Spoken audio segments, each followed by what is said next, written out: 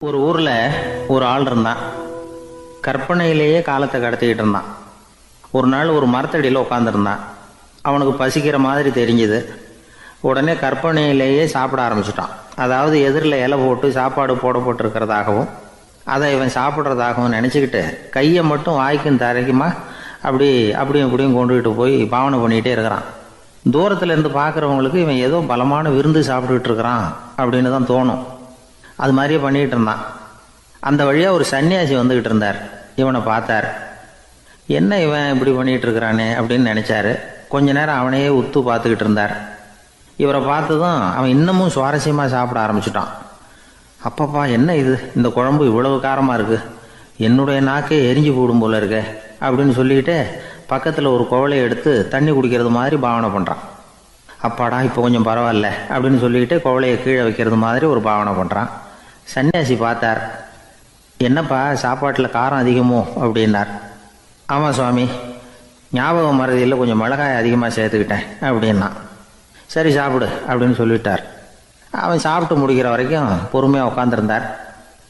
அவன் அப்பாடா அப்படின்னு சொல்லிட்டு மறுபடியும் தண்ணியை எடுத்து குடித்தான். எல்லாம் கற்பனையிலேயே. அதுக்கப்புறம் சன்னியாசி பேச ஆரம்பித்தார்.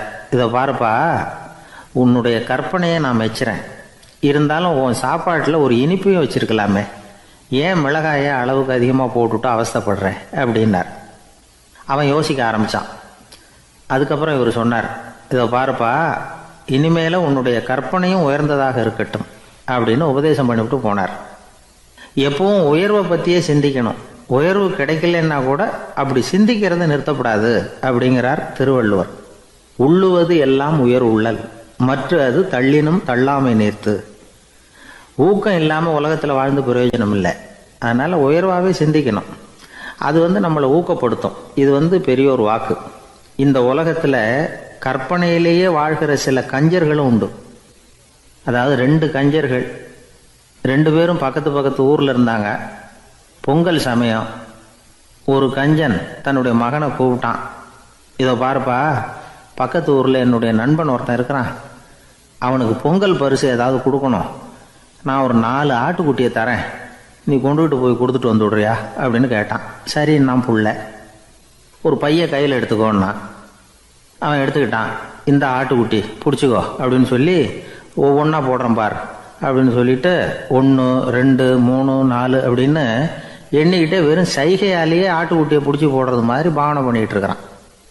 அவன் பிள்ளையும் அதை ரொம்ப அக்கறையாக வாங்கிக்கிறது மாதிரி வாங்கிக்கிட்டு அந்த பையை தூக்கிக்கிட்டு அடுத்த ஊருக்கு போகிறான். இவன் அங்கே போய் சேர்ந்த நேரத்தில் அந்த கஞ்சன் ஊரில் இல்லை, எங்கேயோ வெளியில் போயிருக்கிறான்.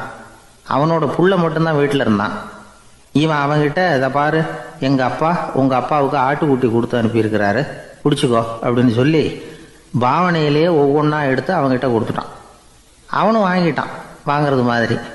அப்புறம் சொன்னான், சரிப்பா, நானும் பதிலுக்கு ஏதாவது ஒன்றுகிட்ட கொடுக்கணும் இல்லையா, அதனால் அந்த பைய பிடி, ஒரு 10 எலுமிச்சம்பழம் தரேன், பதிலுக்கு அதை நீ எடுத்துகிட்டு போ அப்படின்னு சொல்லி கையாலேயே ஒவ்வொன்றா எடுத்து போடுறது மாதிரி பாவனை பண்ணிவிட்டான். அவனும் ரொம்ப நன்றி அப்படின்னு சொல்லிவிட்டு அதை வாங்கிட்டு போயிட்டான். கொஞ்ச நேரம் கழித்து வெளியில் போயிருந்த அப்பங்காரன் திரும்பி வந்தான்.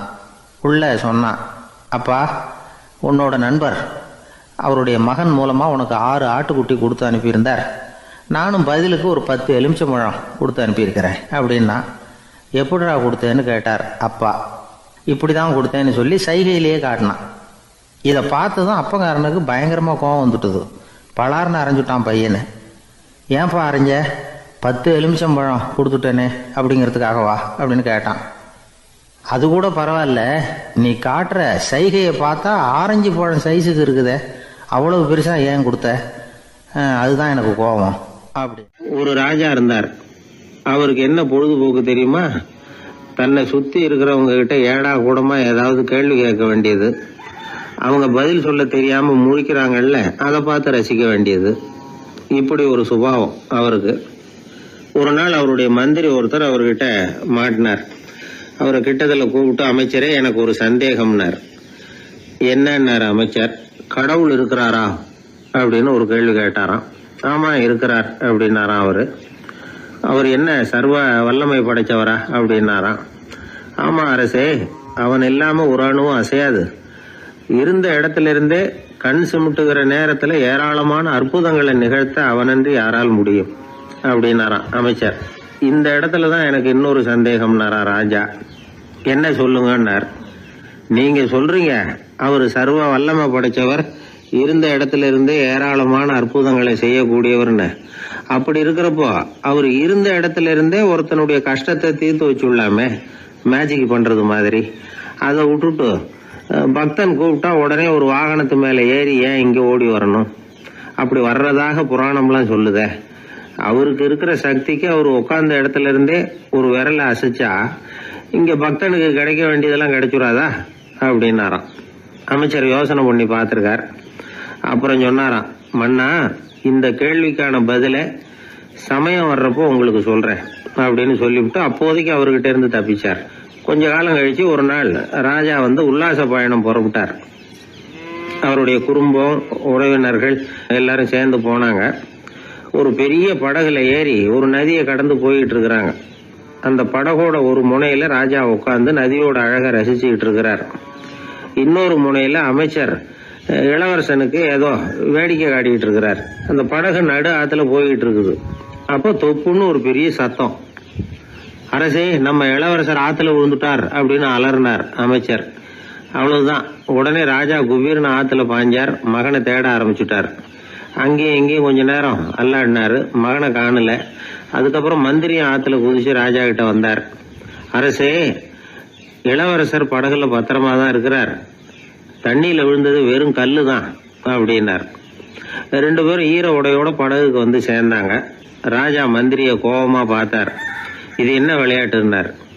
அரசே, கொஞ்ச நாளைக்கு முன்னாடி நீங்க கேள்விக்கு பதில் ஒண்ணு கேட்டீங்க. அந்த கேள்விக்கான பதில நீங்க அனுபவ ரீதியா உணரணும்னு ஆசைப்பட்டேன். அதனாலதான் இப்படின்னார். அப்புறம் விளக்கம் கொடுத்தார். அரசே, ஒரு பக்தனுக்கு கஷ்டம்னா இருந்த இடத்துல இருந்து அதை தீர்த்து வைக்கலாமே கடவுள், ஏன் நேர்ல ஓடி வரணும் அப்படின்னு கேட்டீங்க. இப்ப நடந்தது என்ன? இளவரசர் தண்ணியில விழுந்துட்டாருன்னதும் நீங்க ஓன்னு சொல்லி ஒரு விரலை காட்டினா போதும், உடனே தண்ணியில குதிக்கிறதுக்கு ஏராளமான காவலர்கள் இங்க இருக்கிறாங்க. ஆனா நீங்க என்ன செஞ்சீங்க? இளவரசர் விழுந்துட்டாருன்னதும் அவர் எந்த பக்கம் எந்த திசையில விழுந்தாருன்னு கூட கேட்காம உடனே தண்ணியில குதிச்சிங்க. அப்படி உங்களை குதிக்க வச்சது எது? மகன் மேல உள்ள பாசம், அன்பு. அது மாதிரிதான் கடவுளும் ஓடி வர்றார் அப்படின்னார். அதுக்கப்புறம் அந்த ராஜா ஏட கூடமா எதுவும் கேள்வி கேட்கறதே இல்லையா, அந்த பழக்கத்தை விட்டுட்டாராம். அதனால இந்த தகவலை கேட்டு உடனே நீங்களும் கடவுளே கொஞ்சம் இப்படி வந்துட்டு போ அப்படின்னு கூப்பிட்டு அவர் வர்றாரா அப்படின்னு ஆகாயத்தை பார்த்துக்கிட்டு நிக்க கூடாது. இந்த கதையோட கருத்து என்னன்னா, அன்பிற்கும் உண்டோ அடைக்கும் தாழ் அப்படிங்கிறது தான். அன்பு வலிமையானது அப்படிங்கறத புரிஞ்சுக்கிட்டா போதும். உங்களுக்கு ஒரு கல்யாண பத்திரிகை வருது, அதுக்கு நீங்க வாழ்த்து செய்தி அனுப்புறதுக்கும் நேர்ல போறதுக்கும் வித்தியாசம் இருக்குது இல்ல. அன்னைக்கு ஒருத்தன் அப்படிதான் வந்தான். கையில ஒரு கல்யாண பத்திரிகை வச்சிருந்தான். சார், இந்த கல்யாணம் கல்கத்தாவில் நடக்குது, ரொம்ப தூரம் தான், இருந்தாலும் நான் நேர்ல போய் கலந்துக்க போறேன்னா. மாப்பிள்ளை அவ்வளவு நெருக்கமானவரான்னு. இல்ல சார், மாப்பிள்ளையே நான் தான் அப்படிங்கிறான். எல்லாமே நாற்காலிக்கு ஆசைப்படாதவர்கள் அப்படின்னு சொல்லிட முடியாது. ஏன்னா நிறைய பேர் நாற்காலிக்கு ஆசைப்படுறவங்கள நாம் பார்க்குறோம். உட்கார்றதுக்கு ஒரு நாற்காலி கிடைச்சிடாதா? அதோட ஒரு கால் உடஞ்சி முக்காலியாக இருந்தாலும் பரவாயில்ல, ஒரு மாதிரியாக அனுசரித்து உட்காந்துக்கலாம் அப்படின்னு அலையிறவங்க எத்தனை பேர்? இந்த காலத்தில் மட்டும்தான் அப்படின்னு இல்லை, அந்த காலத்துலேயும் இதே மாதிரி ஆசைகள் சபலங்கள் இருந்திருக்கும் போல இருக்கு. பரமசிவன் வசிஷ்டருக்கு ஒரு விசேஷமான ஆசனத்தை கொடுத்துருந்தாராம். சரி, அப்படி என்ன அதில் விசேஷம்னா, வசிஷ்டர் ஒரு குறிப்பிட்ட இடத்துக்கு போகணும்னு நினச்சி புறப்படுறாருன்னு வச்சுக்கோங்க. அவருக்கு முன்னாடியே இந்த ஆசனம் புறப்பட்டுரும். போய் ஒரு வசதியான இடமா பார்த்து இருந்துக்கும். வசிஷ்டர் போவார். அங்கே போனதும் எங்கே உட்காரலாம்ங்கிற இட பிரச்சனையெல்லாம் அவருக்கு ஏற்படுறதில்ல. அதுதான் இவருடைய இருக்கை அங்கே முன்னாடியே போய் காத்துக்கிட்டு இருக்குதே. நேராக போவார், அதில் உட்காந்துக்குவார். மற்ற முனிவர்கள்லாம் இதை பார்த்தாங்க. அவங்களுக்கு பொறாமையாக இருந்துதான். எல்லாரும் ஒரு இடத்துல கூடி இதை பற்றி பேசியிருக்கிறாங்க. என்ன இது, நாமளும் அவரை மாதிரி தானே இருக்கிறோம், இருந்தாலும் நமக்கும் அது மாதிரி ஒரு ஆசனம் கிடைக்கலையே அப்படின்னு யோசனை பண்ணியிருக்காங்க. சரி, நேராக பரமசிவன்கிட்டே போவோம், இதை பற்றி கேட்போம் அப்படின்னு நினச்சிக்கிட்டு போனாங்களாம். பரமசிவனை பார்த்துருக்குறாங்க. ஐயா, நாங்களும் முனிவர்கள் தானே, வசிஷ்டர் பண்ணுறது மாதிரி நாங்களும் உங்களை குறித்து கடும் தவம் பண்ணிக்கிட்டு தானே இருக்கிறோம். அப்படி இருக்கும் பொழுது அவருக்கு மட்டும் ஏன் இந்த விசேஷ சலுகை அப்படின்னு கேட்டிருக்காங்க. அதுக்கு பரமசிவன் சொன்னாராம், முனிவர்களே, உங்கள் கேள்விக்கு நான் பதில் சொல்கிறேன், ஆனால் அதுக்கு முன்னாடி நீங்கள் ஒரு காரியம் பண்ணணும்னாராம். என்ன செய்யணும் சொல்லுங்கன்னு இருக்காங்க. நீங்கள் ஒவ்வொருத்தரும் தனித்தனியாக போய் உங்களை விட உயர்ந்த ஒருத்தரை தேடி கண்டுபிடிச்சி அவருக்கு அதிதி பூஜை பண்ணி அவரை ஒரு மண்டலத்துக்குள்ளே என்கிட்ட அழைச்சிட்டு வந்துருங்க அப்படின்னாராம். சரின்னு எல்லாரும் புறப்பட்டுருக்காங்க. அவங்க போனதுக்கப்புறம் நந்தி தேவனை அழைச்சி வசிஷ்டரை கூப்பிட்டுக்கிட்டு வர சொன்னாராம். அவர் வந்தார், வணங்கினார்.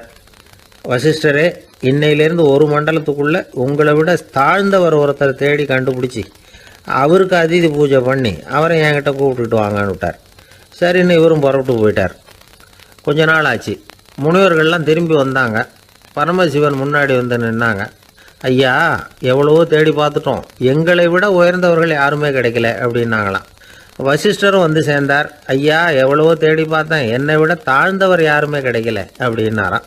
அவரே தொடர்ந்து சொன்னார், என்னுடைய மனைவி எனக்கு அடங்கினவ தானே, அவளுக்காவது அதிதி பூஜை பண்ணி அழைச்சிட்டு வந்துடலாமான்னு யோசித்து பார்த்தேன். என்னோட மனசு அதுக்கும் இடம் கொடுக்கல. ஏன்னா அவளோட பதிவிரதத்துக்கு முன்னாடி நாம் ஏமாத்திரம் அப்படின்னு யோசித்து பார்த்தேன். அதனால் அந்த எண்ணத்தையும் கைவிட்டுட்டேன் அப்படின்னு ரொம்ப வருத்தத்தோடு சொன்னாராம். இதை கேட்ட உடனே மற்ற முனிவர்களுக்கு வெக்கமாக போச்சு. இந்த உலகத்தில் நம்மளை விட மேலானவங்க யாருமே இல்லைன்னு நாம் நினச்சோம். வசிஷ்டரோ தன்னை விட தாழ்வானவங்க யாருமே இல்லைன்னு நினைக்கிறார். பரமசிவன் ஏன் அந்த ஆசனத்தை அவருக்கு மட்டும் கொடுத்தார் அப்படிங்கிற கேள்விக்கான பதில் அவங்களுக்கு கிடச்சிட்டு தான். இந்த காலத்தில் நாம் எப்படி நினைக்கிறோம்னா, எல்லாரும் நம்மளை விட மட்டமானவங்கன்னு நினைக்கிறோம். அதனால் நாம் மட்டும் நாற்காலியில் உட்காந்தா போதும் அப்படின்னு நினைக்கிறோம். ஏமாந்து போனவங்க சந்தர்ப்பம் பார்த்து காலை வாரி விட்டுடுறாங்க, கீழே விழுந்து காலை உடச்சிக்கிறோம். அதுதான் இன்றைக்கி நடக்கிறது. ஒரு அம்மா தன்னோட வீட்டுக்காரரை ஒரு மனோதத்துவ டாக்டர்கிட்ட அழைச்சிட்டு போனாங்களாம். என்ன ப்ராப்ளம்னு கேட்டிருக்காரு டாக்டர். எங்கள் வீட்டுக்காரர் அடிக்கடி நாற்காலியில் உட்காந்து காலை உடச்சிக்கிறார் அப்படின்னாங்களாம். அப்படின்னா அந்த நாற்காலியில் தான் ஏதோ கோளாறு அப்படின்னாரான் டாக்டர். அப்படி இருக்க முடியாது டாக்டர் அப்படின்னாங்களாம் அந்த அம்மா. அது எப்படி அவ்வளோ உறுதியாக சொல்கிறீங்கன்னு கேட்டிருக்காரு அந்த டாக்டர். எங்கள் வீட்டில் நாற்காலியே கிடையாது டாக்டர், இவர் இருக்கிறதா நினச்சிக்கிட்டு உட்கார்றார், அதுதான் ப்ராப்ளம். ஒரு நண்பர், அவர்கிட்ட பேசிக்கிட்டு இருந்தேன். மனித உறவுகள் பற்றி அவர் சொல்லிகிட்டு இருந்தார். அமெரிக்காவில் தந்தை மகன் உறவு எப்படி இருக்குது அப்படிங்கிறத விளக்கிறதுக்கு அவர் ஒரு கதையை சொன்னார். ஒரு அப்பா பகல் பூராவும் அலுவலகத்தில் வேலை, ஓடி ஆடி உழைச்சிக்கிட்டு களைச்சி போய் ராத்திரி 10 மணிக்கு மேலே வீடு திரும்பினான். வீட்டு வாசலில் அவரோட மகன் காத்துக்கிட்டு இருக்கிறான், இன்னமும் தூங்கலை. அப்பா வாசல்லையே தடுத்து நிறுத்தி, அப்பா உனக்கு சம்பளம் எவ்வளவு அப்படின்னு கேட்குறான். ஏற்கனவே ஆஃபீஸ் பிரச்சனைகளால் அழுத்து போய் திரும்புகிற அப்பாவுக்கு கோவம் வந்துடுது. என்னடா இப்படிலாம் கேளுன்னு உங்கள் அம்மா உனக்கு சொல்லி கொடுத்தாளா அப்படின்னு சொல்லிவிட்டு உள்ளே போய் சட்டையை கட்டி மாட்டி விட்டு குளிச்சு விட்டு மறுபடியும் வெளியில் வந்து உடையை மாற்றுகிற சமயம் அப்போ மறுபடியும் மகன் உள்ளே வந்து நிற்கிறான் அவர் முன்னாடியே. அப்பா உனக்கு எவ்வளவு சம்பளங்கிறான் மறுபடியும். அப்பாவுக்கு எரிச்சல் அதிகமாகிட்டுது. மணிக்கு $20 போதுமா அப்படின்னார். அப்படின்னா எனக்கு ஒரு $10 தர முடியுமான்னா மகன். இதுக்கு தான் என் சம்பளம் எவ்வளவுன்னு கேட்டியா, 2ஆம் வகுப்பு படிக்கிற உனக்கு எதுக்குடா $10 அப்படின்னு கத்திவிட்டு தொலைக்காட்சி பெட்டியின் முன்னாடி போய் உட்காந்துக்கிட்டு ஏதோ நிகழ்ச்சியை பார்க்க ஆரம்பிச்சிட்டார். கொஞ்ச நேரம் கழித்து மறுபடியும் மகன் வந்து நிற்கிறான். அப்பா ப்ளீஸ் எனக்கு ஒரு $10 கொடுக்க முடியுமா? மகனுடைய கண்களில் கண்ணீர். என்னடா அவன் கண்ணீரை காட்டி காரியம் சாதிக்கலாம்னு பார்க்குறியா, ஒரு காசு கூட கொடுக்க மாட்டான் போ அப்படின்னு விரட்டி விட்டான். மகன் கண்ணீரை தொடச்சிக்கிட்டே கண்ணை தொடச்சிக்கிட்டு பேசாமல் போய் படுத்துக்கிட்டானா. கொஞ்ச நேரம் ஆச்சு. அப்பாவோட கோபம் கொஞ்சம் கொஞ்சமாக குறைஞ்சிது. பிள்ளைகிட்ட கோபமாக கத்துனது தப்பு தாங்கிறது புரிஞ்சுது அவனுக்கு. எழுந்திரிச்சு போனான், படுக்கை இறக்கி போனான். மகனை பார்த்தான். அவன் தலையணையை கட்டி பிடிச்சிக்கிட்டு அழுதுகிட்டு இருக்கிறான். அவனை மெல்ல நெருங்கி அவங்ககிட்ட எதமாக பேசுகிறதுக்கு ஆரம்பித்தானான். எதுக்குடா உனக்கு $10 பள்ளிக்கூடத்தில் கேட்டாங்களா அப்படின்னு கேட்டானான். மகன் சொல்லியிருக்கான், இல்லை டாடி, உனக்கு 1 மணி நேரம் சம்பளம் $20ன்னு சொன்னேன். நீ ஏற்கனவே எனக்கு கொடுத்த பாக்கெட் மணி $10 என்கிட்ட இருக்குது. இப்போ நீ இன்னொரு $10 கொடுத்தீங்கன்னா அதையும் சேர்த்து $20 ஆகிடும். அந்த $20 நான் உனக்கு கொடுத்துருவேன். அப்படி கொடுத்தா நீ என் கூட 1 மணி நேரம் செலவழிப்ப இல்லையா, அதுக்காக தான் $10 கேட்டேன் அப்படின்னு சொன்னானான். அந்த அப்பா கண்ணு கலங்கி போச்சான். ஆதரவோடு தன்னுடைய மகனை கட்டி பிடிச்சி அழ ஆரம்பிச்சிட்டாராம். இதுதான் நண்பர் சொன்ன கதை. அமெரிக்கா மட்டும் இல்லை, உலகம் பூராவும் இன்றைக்கி மனித உறவுகள் இப்படி தான் மாறிட்டுருக்கு. பெரியவர்கள் அறிவுரை என்ன தெரியுமா? உங்கள் குழந்தைகளிடமிருந்து குழந்தை பருவத்தை பிரித்து விடாதீர்கள் அப்படிங்கிறது தான். அதாவது இன்றைய குழந்தைகள் தங்கள் பிருந்தாவனத்தை இழந்து விடுகிறார்கள் அப்படிங்கிறது அவங்களுடைய கருத்து. இந்த நிலைக்கு நாம் காரணமாக இருந்துடக்கூடாது. குழந்தைகளோட விளையாடுவோம், குடும்பத்தோடு உறவாடுவோம் அப்படிங்கிறது தான் நம்முடைய நோக்கமாக இருக்கணும். இன்றைய உறவு முறைக்கு இன்னொரு உதாரணம் சொல்லுவாங்க. ஒருத்தர் வந்தாராம், அவர் பக்கத்தில் ஒரு சின்ன பையன். நாம் அவரை விசாரிக்கிறோம், யார் இந்த பையன் அப்படின்னா அவர் சொல்கிறார், இவன் எனக்கு தூரத்து உறவு அப்படின்னாராம். இந்த தூரத்து உறவுன்னா எப்படின்னு இருக்கான். இதுக்கு அவன் சொல்லியிருக்கிறான், இவன் எங்கள் அப்பாவுக்கு 8வது புள்ள அப்படின்னான். தானத்தில் சிறந்தது எது அப்படின்னு ஒரு கேள்வியை கேட்டு, தானத்தில் சிறந்தது நிதானம் அப்படின்னு அதுக்கு ஒரு பதிலும் சொல்கிறவங்க உண்டு. நிதானம் ரொம்ப அவசியம். அதுவும் இன்றைய உலகத்துக்கு ரொம்ப அவசியம். இன்றைக்கி உலகம் ரொம்ப பரபரப்பாக போய்கிட்டு இருக்குது. பொறுமையாக இருக்கணும்னு நினைக்கிறவங்களால கூட அப்படி இருக்க முடியறதில்ல. பொறுமையை சோதிக்கிறது மாதிரி பல சம்பவங்கள். அதையெல்லாம் சந்திச்சே தீர வேண்டியிருக்குது. எங்கே போனாலும் க்யூவில் நிற்க வேண்டியிருக்குது. எங்கே போனாலும் காத்துக்கிட்டு இருக்க வேண்டியிருக்கு. ஆஃபீஸ்லேயோ வீட்லேயோ கூட நீங்கள் நிதானமாக பொறுமையாக நடந்துக்க தெரியலன்னா உங்களுக்கு சிடுமூஞ்சி, முசுடு இப்படிலாம் பேர் வச்சுருவாங்க. அது உங்களுக்கு தேவையா? சரி, வாழ்க்கையில் பொறுமைசாலின்னு பேர் வாங்கிறதுக்கு என்ன வழி? முதல் பாயிண்ட், நீங்கள் நினைக்கிறது, எதிர்பார்க்கறது, செய்கிறது எல்லாமே 100% கரெக்டாக நடக்கணும்னு ஆசைப்படக்கூடாது. எதுவாக இருந்தாலும் அதில் ஓரளவுக்கு தவறு நடக்கலாம் அப்படிங்கிறத எதிர்பார்த்தே இருக்கணும். ஓரளவுக்கு அதை அனுமதிக்கணும். ஒரு நண்பரை 6 மணிக்கு ஒரு இடத்துக்கு வர சொல்லியிருக்கிறீங்க. 6 மணிக்கு அவர் வரலை. உடனே பொறுமை இழந்து நடந்துக்கக்கூடாது. ஒரு 10 நிமிஷம் டிலே ஆகலாம். ஒரு வர்ற வழியில் பஸ்ஸு கூட ஏதாவது டிராஃபிக்கில் மாட்டியிருக்கலாம். அதெல்லாம் எதிர்பார்த்தே கொஞ்சம் காத்திருக்கிறதுல ஒன்றும் தப்பு இல்லை. சில சமயம் டிலே ஆகிறது கூட நல்லதாக முடியும். ஒரு பஸ்ஸை தவற விட்டுட்டு, ஐயோ கொஞ்சம் ஒரு 2 நிமிஷம் முன்னாடி வந்திருந்தா பிடிச்சிருக்கலாமே அப்படின்னு தவிச்சிக்கிட்டு இருப்பாங்க சில பேர். அடுத்தபடியாக வர்ற பஸ்ஸு நேரடியாக நீங்கள் போக வேண்டிய இடத்துக்கே கொண்டு போய் விடுற பஸ்ஸாக கூட இருக்கலாம். அது உங்களுக்கு முன்னாடி தெரியாதுல்ல. சில நெருக்கடியான சூழ்நிலைகளை தமாஷா எடுத்துக்கிறதுக்கு பழகிக்கணும். சில இடங்களுக்கு போகிறப்ப காத்திருக்கிறதுக்கு நம்ம மனசை தயார்படுத்திக்கிட்டே போகணும். ஒரு ரயிலுக்கோ பஸ்ஸுக்கோ அல்லது விமானத்துக்கோ கப்பல் பிரயாணத்துக்கோ போகிறப்போ அங்கே போய் நீங்கள் மணிக்கணக்கில் கூட காத்துக்கிட்டு தான் இருக்கணும். புறப்படுற நேரம் கூட மாறலாம். நீங்கள் போய் சேர்ந்ததும் அது உடனே புறப்படணும்னு கட்டாயமாக என்ன? அது மாதிரி சமயத்தில் படிக்கிறதுக்குன்னு சில சுவாரஸ்யமான புத்தகங்களையும் கையில் எடுத்துக்கலாம். உங்களை சுற்றி எவ்வளவோ சுவாரஸ்யமான சம்பவங்கள் நடந்துக்கிட்டு இருக்குதுல்ல, அதையெல்லாம் வேடிக்கை பாருங்கள். எதுக்காக காத்துக்கிட்டு இருக்கிறோமோ அந்த காரியத்தில் உண்மையாகவே நமக்கு ஒரு அக்கறை இருந்தால் நமக்கு போர் அடிக்காது. சில கோயில்களில் பார்த்துருப்பீங்க, தரிசனத்துக்காக பக்தர்கள் நாள் கணக்கில் காத்துக்கிட்டு இருப்பாங்க. அவங்களெலாம் அழுத்துக்கிறது இல்லை. ஆண்டவனை தரிசிக்கணுங்கிற உண்மையான அக்கறை இருக்கிறதுனால அவங்களுக்கு போர் அடிக்கிறது இல்லை. ஆனால் சில சினிமா தியேட்டரில் கூட பார்க்கலாமே, சினிமா கியூ கூட அப்படி தான். சாயந்தரம் 6 மணி ஆட்டத்துக்கு காலம்பரம் 6 மணிக்கே போய் கூட காத்துக்கிட்டு இருப்பாங்க. அவங்களுக்கெல்லாம் போர் அடிக்காது. படம் பார்க்குற ஆர்வம். இன்னொரு முக்கியமான விஷயத்தை நாம் பழக்கப்படுத்திக்கணும். லிவ் ஃபார் தி மூமெண்ட் அப்படிங்கிறாங்க நிபுணர்கள். ரொம்ப பேர் எப்படின்னா அடுத்தபடியாக நடக்க போகிற விஷயத்திலேயே கவனமாக இருப்பாங்க. அந்த நினைப்புலேயே இந்த நிமிஷத்தை பொறுமை இல்லாமல் கழிப்பாங்க. ஒருத்தர் இருக்கார், அவர் எப்படின்னா ஆஃபீஸ் முடியறதுக்குள்ளேயே சார் 5 மணிக்கெல்லாம் ரெடியாக இருங்க, நாம் அந்த ஹோட்டலில் போய் டிஃபன் சாப்பிட்ணும் அப்படின்னு 4 மணிலேருந்து சொல்லிகிட்டு இருப்பார். 4:55 பரபரப்பாக ஓடி வருவார். 2 பேரும் புறப்படுவோம், ஹோட்டலுக்கு போவோம், சாப்பிட்டுக்கிட்டு இருப்போம். அப்படி சாப்பிட்டுட்டு இருக்கிறப்ப சார் சாப்பிட்டு முடித்ததும் நேராக ஒரு ஜவுளி கடைக்கு போகிறோம் அப்படிம்பார். பரபரக்க சாப்பிட்டு முடிப்பார், புறப்படுவார். ஜவுளி கடையில் அவசரமாக சீக்கிரம் பில் போடுங்க சார், சினிமாவுக்கு நேரம் ஆகிடும்பார். சினிமா தியேட்டரில் உட்காந்து அடுத்தபடியாக எங்கே டின்னர் சாப்பிட்றதுன்னு யோசனை பண்ணிகிட்டு இருப்பார்.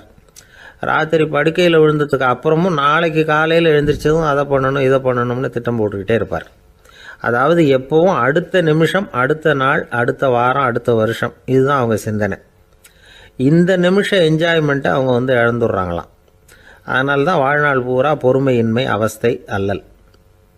அதனால் நாம் எல்லோரும் வாழ்க்கையில் நிதானமாக இருக்கிறதுக்கு கற்றுக்கணுமா. அதுக்காக இந்த நிதானத்துக்கு வேறு விதமான அர்த்தம் பண்ணிக்கக்கூடாது. ஒருத்தர் அப்படித்தான் ஒரு தடவை அவருடைய குதிரை காணாமல் போயிட்டு தான். அதுக்காக அவர் கவலைப்படலை, நிம்மதியாக இருந்தார், சந்தோஷமாக இருந்தார். என்ன சார் இது, உங்கள் குதிரை திருட்டு போயிட்டுதுங்கிறீங்க, நீங்கள் கவலைப்படாமல் இருக்கிறீங்களே அப்படின்னு கேட்டாங்களாம். அதுக்கு அவர் சொல்லியிருக்கார், நல்ல வேலை சார், கட்டியிருந்த குதிரை காணாமல் போயிருக்குது. நான் அது மேலே உட்காந்துருக்கிற சமயம் அது காணாமல் போயிருந்ததுன்னா, திருட்டு போயிருந்ததுன்னா நானும் சேர்ந்துல காணாமல் போயிருப்பேன் அப்படின்னாராம். எவ்வளவு நிதானமான ஆள் பாருங்க. ஒரு ஊரில் 4 நண்பர்கள் இருந்தாங்க. 4 பேரும் சோம்பேறிகள். 4 பேருக்கும் எந்த வேலையும் செய்யறதுக்கு உடம்பு வளையறதில்ல. இருந்தாலும் சோம்பேறித்தனத்தில் ஒருத்தருக்கு ஒருத்தர் கொஞ்சம் வித்தியாசம் உண்டு. அதுக்கு தகுந்த மாதிரி அவங்களுக்கு பேர் அமைஞ்சு போச்சு. ஒருத்தன் கால் சோம்பேறி, இன்னொருத்தன் அரை சோம்பேறி, அடுத்தவன் முக்கால் சோம்பேறி, கடைசி ஆள் முழு சோம்பேறி. இவங்க 4 பேரும் நண்பர்கள். அப்புறம் எப்படி காரியம் நடக்கும்? 4 பேரும் ஒரு வீதியில் அப்படியே நடந்து போய்கிட்டு இருக்கிறாங்க. நல்ல பசி. எங்கேயாவது சோறு போடுவாங்களா அப்படின்னு பார்த்துக்கிட்டே வந்தாங்க. அவங்க வந்த வழியில் ஒரு ரூபா காசு கிடந்தது தரையில். அவங்க கண்ணில் அது பட்டுது. ஆனாலும் அதை குனிஞ்சு எடுக்கணுமே, அதுக்கு சோம்பேறித்தனம். முழு சோம்பேறி பார்த்தான். பக்கத்தில் வந்துக்கிட்டு இருந்த முக்கால் சோம்பேறிக்கிட்ட சொன்னானா, டேய் அதை கொஞ்சம் குனிஞ்சு எடுறா அப்படின்னானா. அவன் என்ன பண்ணான் தெரியுமா? அதுக்கு அடுத்தபடியாக வந்த அரை சோம்பேறிக்கிட்ட சொன்னானா, டேய் நீ அதை கொஞ்சம் குனிஞ்சு எடுறா அப்படின்னானா. அவன் இவனை விட மோசம். அடுத்தவங்ககிட்ட சொல்லியிருக்கிறான். அவனும் குனியறதுக்கு தயாராக இல்லை. ஆக கூடி கடைசியில் யாருமே காசை எடுக்கலை. என்னத்துக்கு அனாவசியமாக உடம்ப வளைச்சிக்கணும் அப்படின்னு எல்லாரும் பேசாமல் வந்துட்டாங்க. அவங்க பாட்டுக்கு நடந்து வந்துக்கிட்டே இருக்கிறாங்க. எதிரில் ஒருத்தன் வாழைப்பழத்தை வண்டியில் வச்சு தள்ளிக்கிட்டே வந்தான். ரூபாய்க்கு 4 பழம்னு கூவி விற்றுக்கிட்டே வர்றான். இப்போ அந்த முழு சோம்பேறி சொன்னானா, டேய் வழியில் கிடந்ததை 1 ரூபா, அதையாவது எடுத்துக்கிட்டு வந்திருந்தா இப்போ இந்த பழத்தை வாங்கி ஆளுக்கு ஒன்று சாப்பிடலாமே அப்படின்னானா. ஆமாம் சாப்பிட்ருக்கலாமே அப்படின்னாங்களாம் மற்றவங்களும். ஆனாலும் திரும்பி போய் அதை எடுக்கணும்னு யாருக்கும் தோணலை. பேசாமல் சோர்ந்து போய் நடந்து வந்தாங்களாம். இருட்டி போச்சு. வழியில் ஒரு கோவில். சரி இங்கேயே படுத்து தூங்குவோம் அப்படின்னா ஒருத்தன். அதுதான் சரின்னாங்க மற்றவங்களும். அப்படியே மண்டபத்தில் படுத்துட்டாங்க. கோவில் அர்ச்சகர் வேலையெல்லாம் முடிச்சு விட்டு வெளியில் வந்திருக்காரு. இவங்கள பார்த்தாராம். ஏன் இப்படி சோர்ந்து போய் கிடக்குறீங்க அப்படின்னு விசாரிச்சிருக்காரு. 2 நாளாச்சுங்க நாங்கள் சாப்பிட்டு அப்படின்னாங்களாம். அவர் உடனே ஐயோ பாவம் அப்படின்னு சொல்லி பானை, விறகு, அரிசி, தண்ணி எல்லாம் கொடுத்து நீங்களே சமையல் பண்ணி சாப்பிட்டுக்குங்க அப்படின்னு சொல்லிவிட்டு போயிட்டார். இந்த 4 பேருக்கும் சமையல் பண்ணி சாப்பிட்ணும்னு ஆசையாக தான் இருந்தது. ஆனால் அடுப்பு பற்ற வைக்கணுமே, அதுக்கு தீப்பெட்டி வேணுமே. தீப்பெட்டி இல்லை. இப்போ முழு சோம்பேறி ஆரம்பித்தான். அடுத்தவனை பார்த்து, டேய் கடைக்கு போய் ஒரு தீப்பெட்டி வாங்கிட்டு வாங்க அப்படின்னு நானான். அவன் வழக்கம் போல் அடுத்தவங்ககிட்ட சொல்லியிருக்கான். அவன் அதுக்கு அடுத்தவங்ககிட்ட சொல்லியிருக்கிறான். கடைசியாக கால் சோம்பேறிக்கிட்ட வந்து சேர்ந்தது. அவனும் அது நம்மால் முடியாது அப்படின்னு பேசாமல் இருந்துட்டான். இப்போ தீப்பெட்டி வேணுமே, அதுக்கு என்ன பண்ணுறது? அவங்களுக்குள்ளே பேசி ஒரு முடிவுக்கு வந்தாங்களாம்.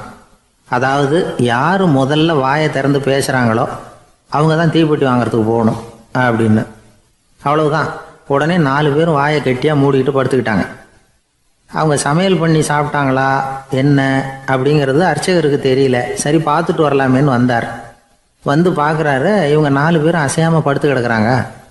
அர்ச்சகர் பயந்துட்டார். ஒருவேளை பசி தாங்காமல் செத்து போட்டாங்களோ அப்படிங்கிற பயம், அல்லது நாம் கொடுத்த உணவுப் பொருளில் ஏதாவது விஷம் கலந்துருக்குமோ அப்படின்னும் பயந்தார். அப்படின்னா நம்ம மேலே பழி வந்துருமே அப்படின்னு நினச்சி நடுங்க ஆரம்பிச்சுட்டார். அப்புறம் அவரும் ஒரு முடிவுக்கு வந்தாராம். கோவிலுக்கு பக்கத்துலேயே ஒரு பெரிய குழி இருந்தது. அதில் ஒவ்வொருத்தரையா இழுத்துக்கிட்டு போய் போட்டார். கொஞ்சம் மண்ணை தள்ளினார். காலால் மிதிச்சார். அவர் மிதித்த மிதி ஒருத்தன் அடி வயத்தில் போட்டுவிட்டுது. அவன் உடனே வலி தாங்காமல் ஐயோ அம்மான்னு அலறினான். உடனே நடந்தது என்ன தெரியுமா? மற்ற 3 பேரும் துள்ளி எழுந்திரிச்சாங்களாம். அவனை பார்த்து நீ தாண்டா தீப்பெட்டி வாங்க போகணும், நீ தாண்டா வாங்க போகணும், நீ தான் சத்தம் போட்ட அப்படின்னு சொல்லி ஆரம்பிச்சிட்டாங்களாம். அர்ச்சகர் பார்த்தார். இது பேய் மாதிரி தெரியுதுன்னு நினச்சிக்கிட்டு ஒரே ஓட்டமாக ஓடி போட்டாரான். கிராமப்புறங்களில் இப்படி ஒரு கதையை சொல்கிறது உண்டு. சோம்பல்ங்கிறது நம்ம முன்னேற்றத்துக்கு பெரிய தடை அப்படிங்கிறத நாம் புரிஞ்சுக்கணும். அதுதான் இந்த கதை சொல்கிற நீதி. ஒரு பள்ளிக்கூடத்தில் ஒரு புதுமையான போட்டி நடந்துதான். அதாவது சோம்பேறித்தனத்துக்கு பரிசு. அதில் 2வது பரிசு யாருக்குன்னு அறிவிச்சாங்க. ஒரு பையன் எழுந்திரிச்சு மெதுவாக நடந்து போய் பரிசை வாங்கிட்டான். அடுத்தது முதல் பரிசு யாருக்கு அப்படின்னு அறிவிச்சாங்களாம். அவன் கடைசி வரிசையிலேருந்து கத்தனானா, ஐயா அதையும் அந்த பையன் மூலமாகவே கொடுத்து அனுப்பி வச்சுருங்க, இங்கே வந்தது நான் வாங்கிக்கிறேன் அப்படின்னானா. ஐயா உங்கள் பேரை தொடர்ந்து தினம் கேட்டுக்கிட்டு இருக்கிறேன் அப்படின்னார் ஒருத்தர். தொடர்ந்து கேட்குறீங்களே, உங்களுக்கு காது வலிக்கலையா அப்படின்னு கேட்டோம். பேசுகிற உங்களுக்கே வாய் வலிக்கல அப்படிங்கிறப்போ கேட்குற எங்களுக்கு எப்படி காது வலிக்கும் அப்படின்னார். நம்ம உடம்புல ஒரு அதிசயம் என்ன தெரியுமா? ரொம்ப நேரம் நாம் நடக்கிறோம்னு வச்சுக்கோங்க, கால் வலிக்கும். ரொம்ப நேரம் வேலை செஞ்சால் கை வலிக்கும், உடம்பு வலிக்கும். ரொம்ப நேரம் பார்த்துக்கிட்டே இருந்தால் கண்ணு வலிக்கும். ரொம்ப நேரம் பேசிக்கிட்டே இருந்தால் வாய் கூட வலிக்கும். ஆனால் ரொம்ப நேரம் கேட்டுக்கிட்டே இருக்கிறதுனால காது வலிக்கிறது இல்லை. அதனால் கேட்கறதுக்கு முக்கியத்துவம் கொடுத்தாங்க நம்ம பெரியவங்க. திருவள்ளுவர் தேவையில்லாமல் வார்த்தைகளை உபயோகப்படுத்த மாட்டார். ஒரு திருக்குறள்னு எடுத்துக்கிட்டாவே அதில் மொத்தம் 7 வார்த்தைகள், அவ்வளவுதான். அப்படி 7 வார்த்தைகள் மட்டுமே உள்ள ஒரு திருக்குறளில் வள்ளுவர் ஒரே வார்த்தையை 5 தடவை உபயோகப்படுத்தியிருக்கிறார், திரும்ப திரும்ப பயன்படுத்தியிருக்கிறார். அப்படின்னா அதை எந்த அளவுக்கு வலியுறுத்தி சொல்றார் அப்படிங்கிறத நாம புரிஞ்சுக்கணும். அது என்ன குறள்? செல்வத்துள் செல்வம் செவிச்செல்வம், அச்செல்வம் செல்வத்துள் எல்லாம் தலை. செவிச்செல்வம்ங்கிறது அவ்வளவு முக்கியமானது. கற்றலின் கேட்டல் நன்று. அதிகம் கேட்கணுங்கிறதுக்காகத்தான் எவ்வளவு கேட்டாலும் காது வலிக்கிறது இல்லை. குறைச்சலாக பேசணும், அதிகமாக கேட்கணும். இன்னொரு விஷயம் கவனிங்க, நம்ம உடம்புல கண்ணுக்கு மூடி இருக்குது, எதையாவது நாம் பார்க்க விரும்பலைன்னா உடனே கண்ணை மூடிக்கலாம். நம்ம வாய்க்கு மூடி இருக்குது, பேச விருப்பம் இல்லையா, வாயை மூடிக்கலாம். மூக்குக்கு கூட மூடிக்கிற வசதி இருக்குது, எதையாவது முகர விருப்பம் இல்லையா, மூச்சை அடக்கிக்கலாம். ஆனால் பாருங்கள், காதுக்கு மூடி கிடையாது, அதை கையால் தான் மூட முடியும். யார் என்ன சொன்னாலும் அது நல்லதோ கெட்டதோ காதில் விழுந்துக்கிட்டு தான் இருக்கும். அறிவு தான் நல்ல விஷயங்களை எடுத்துக்கிட்டு கெட்ட விஷயங்களை விட்டுடணும். நல்ல கருத்துக்கள் நம்ம காதில் நிறைய விழுந்துக்கிட்டே இருக்கணும். அதை கேட்டு நாம் நல்லபடியாக வாழணுங்கிறது தான் படைப்பின் விருப்பம். ஆன்மீகவாதிகள் கூட ஒன்று சொல்லுவாங்க, அதாவது ஆன்மீக பாதையில் நீங்கள் முன்னேறணும்னா முதல்ல சிரவணம் செய்யணும்பாங்க. அதாவது பெரியவங்க சொல்கிற நல்ல கருத்துக்களை கேட்கணும் அப்படின்னு அதுக்கு அர்த்தம். அதனால் யார் நல்ல கருத்துக்களை சொன்னாலும் அதை காது கொடுத்து கேளுங்க. இவ்வளவு கருத்துக்களையும் நம்ம நேயர் ஒருத்தர்கிட்ட சொல்லிகிட்டு இருந்தோம். அவரும் சரி சரின்னு தலையாடிக்கிட்டே இருந்தார். அப்புறம் சொன்னார், நீங்கள் சொல்கிறது சரிதான் சார், காதுக்கு மூடி இல்லைங்கிறது ரொம்ப சரி. அதனால தான் உங்கள் தகவல் கூட நாங்கள் விரும்புகிறோமோ இல்லையோ தினம் காதில் விழுந்துக்கிட்டு இருக்குது அப்படின்னார். எங்களுக்கு ரொம்ப பெருமையாக இருந்தது. அப்படியா அப்படின்னோம். ஆனாலும் என்ன மாதிரி சில பேர் நீங்கள் தகவல் சொல்கிற சமயத்தில் காதில் மூடி இல்லையேன்னு சொல்லி கவலைப்படுறதில்ல சார் அப்படின்னார். ஏன்னு கேட்டோம். காதை மூடுறதுக்கு தானே வசதி இல்லை, ரேடியோவை மூடுறதுக்கு வசதி இருக்குதுல்ல, அதனால் டக்குன்னு அதை மூடி வச்சுருவோம் அப்படின்னார். ஒரு திருடன் ஒரு வீட்டில் போய் திருடணும்னு திட்டம் போட்டான். இருட்டுனதும் போய் திருடணும். ஆனால் ராத்திரி ஆனால் வாசல் கதவை சாத்தி உள்பக்கம் தாழ்பால் போட்டுருவாங்களே, என்ன பண்ணுறது, எப்படி வீட்டுக்குள்ளே போகிறது? இவன் யோசனை பண்ண ஒரு முடிவுக்கு வந்தான். சரி, பகல் நேரத்திலே யாருக்கும் தெரியாமல் அந்த வீட்டுக்குள்ளே நுழைஞ்சிருவோம், அங்கே போய் எங்கேயாவது ஒளிஞ்சிக்குவோம், இருட்டுற வரைக்கும் பேசாமல் இருப்போம். ராத்திரி எல்லாரும் தூங்கினதுக்கு அப்புறம் நைஸா போய் பீரோவை திறந்து இருக்கிறது பூரா எடுத்துக்கிட்டு ஓடியாந்துடலாம் அப்படின்னு திட்டம் போட்டான். அதே மாதிரி ஒரு நாள் மத்தியானத்துக்கு மேலே அந்த வீட்டுக்காரன் எங்கேயோ வெளியில் புறப்பட்டு போனான். வீட்டுக்கார அம்மா அடுப்பங்கரையில் என்னவோ சமைச்சிக்கிட்டு இருந்தாங்க. திருடன் பார்த்தான், இதுதான் சமயம்னு அந்த வீட்டுக்குள்ள மெதுவாக நுழைஞ்சிட்டான். எங்கே ஒளியலாம்னு பார்த்தா வலது பக்கம் ஒரு ரூம் இருந்தது. அங்கே போனான். அங்கே ஒரு படுக்கை அறை, அங்கே ஒரு பெரிய கட்டில் இருந்தது. அதுக்கு அடியில் போய் பதுங்கிட்டான். இருட்டுனது நம்ம வேலையை ஆரம்பிக்கலாம், அது வரைக்கும் பொறுமையா இருக்கணும் அப்படின்னு சொல்லி பேசாம வாயை மூடிட்டு கம்முன்னு இருக்கிறான். ரொம்ப நேரம் கழிச்சு வெளியில போயிருந்த வீட்டுக்காரன் திரும்பி வந்தான், சாப்பிட்டான், லைட்டை நிறுத்தி விட்டு படுத்துட்டான். அந்த அம்மாவும் வேலையெல்லாம் முடிச்சுட்டு வந்து படுத்துட்டாங்க. நடு ராத்திரி, விடி விளக்கு லேசா எரிஞ்சுக்கிட்டு இருக்கு. வீட்டுக்காரன் லேசா கண்ணை முடிச்சான். கட்லுக்கு நேரா எதிரில் ஒரு கண்ணாடி, அதுல பாக்குறான் கட்லுக்கு கீழே ஒரு திருடன் ஒளிஞ்சு இருக்கிறது தெரிஞ்சு போச்சு. உடனே அவன் திருடன் திருடன்னு சத்தம் போடல, யோசனை பண்ணான். மேஜையில இருக்கிற கத்தி எடுத்து கையில வச்சுக்குவோமா அப்படின்னு யோசனை பண்ணான். இந்த சந்தர்ப்பத்துல கத்தியை உபயோகப்படுத்துறத விட புத்தியை உபயோகப்படுத்துறது தான் சாமர்த்தியம் அப்படின்னு நினைச்சான். உடனே அது பிரகாரம் செயல்பட ஆரம்பிச்சிட்டான். என்ன பண்ணான் தெரியுமா? எதையும் வெளியில காட்டிக்காம ரொம்ப சர்வசாதாரணமா தன்னுடைய மனைவி கிட்ட பேச ஆரம்பிச்சான். மனைவியும் புத்திசாலி, அதனால அவங்களுக்கு தெரியும். அவங்களும் வீட்டுக்காரர் கேட்ட கேள்விக்கு பொருத்தமா பதில் சொல்ல ஆரம்பிச்சாங்க. இவன் கேட்டான், இத பாரு, நமக்கு குழந்தை பிறந்தா அதுக்கு கிருஷ்ணமூர்த்தின்னு தான் பேர் வைக்கணும் அப்படின்னா. அதெல்லாம் முடியாது. ஆம்பளை பிள்ளையா இருந்தா ஏகாம்பரம், பொம்பளை பிள்ளையா இருந்தா பங்கஜவல்லி, இதுதான் அவங்க மாமனார் மாமியார் பேர், அதான் வைக்கணும் அப்படின்னாங்க அந்த அம்மா. அதெல்லாம் முடியாது, நான் முடிவு பண்ணிவிட்டேன் கிருஷ்ணமூர்த்தின்னு கத்துனா அவன். இல்ல ஏகாம்பரம் பங்கஜவல்லின்றது இந்த அம்மா. வாதம் முத்தி போச்சு. கிருஷ்ணமூர்த்தி கிருஷ்ணமூர்த்தி கிருஷ்ணமூர்த்தின்னா அவன். ஏகாம்பரம் பங்கஜவல்லி ஏகாம்பரம் பங்கஜவல்லின்னு இவங்க கத்துறாங்க. ஒரே சத்தமா போச்சு.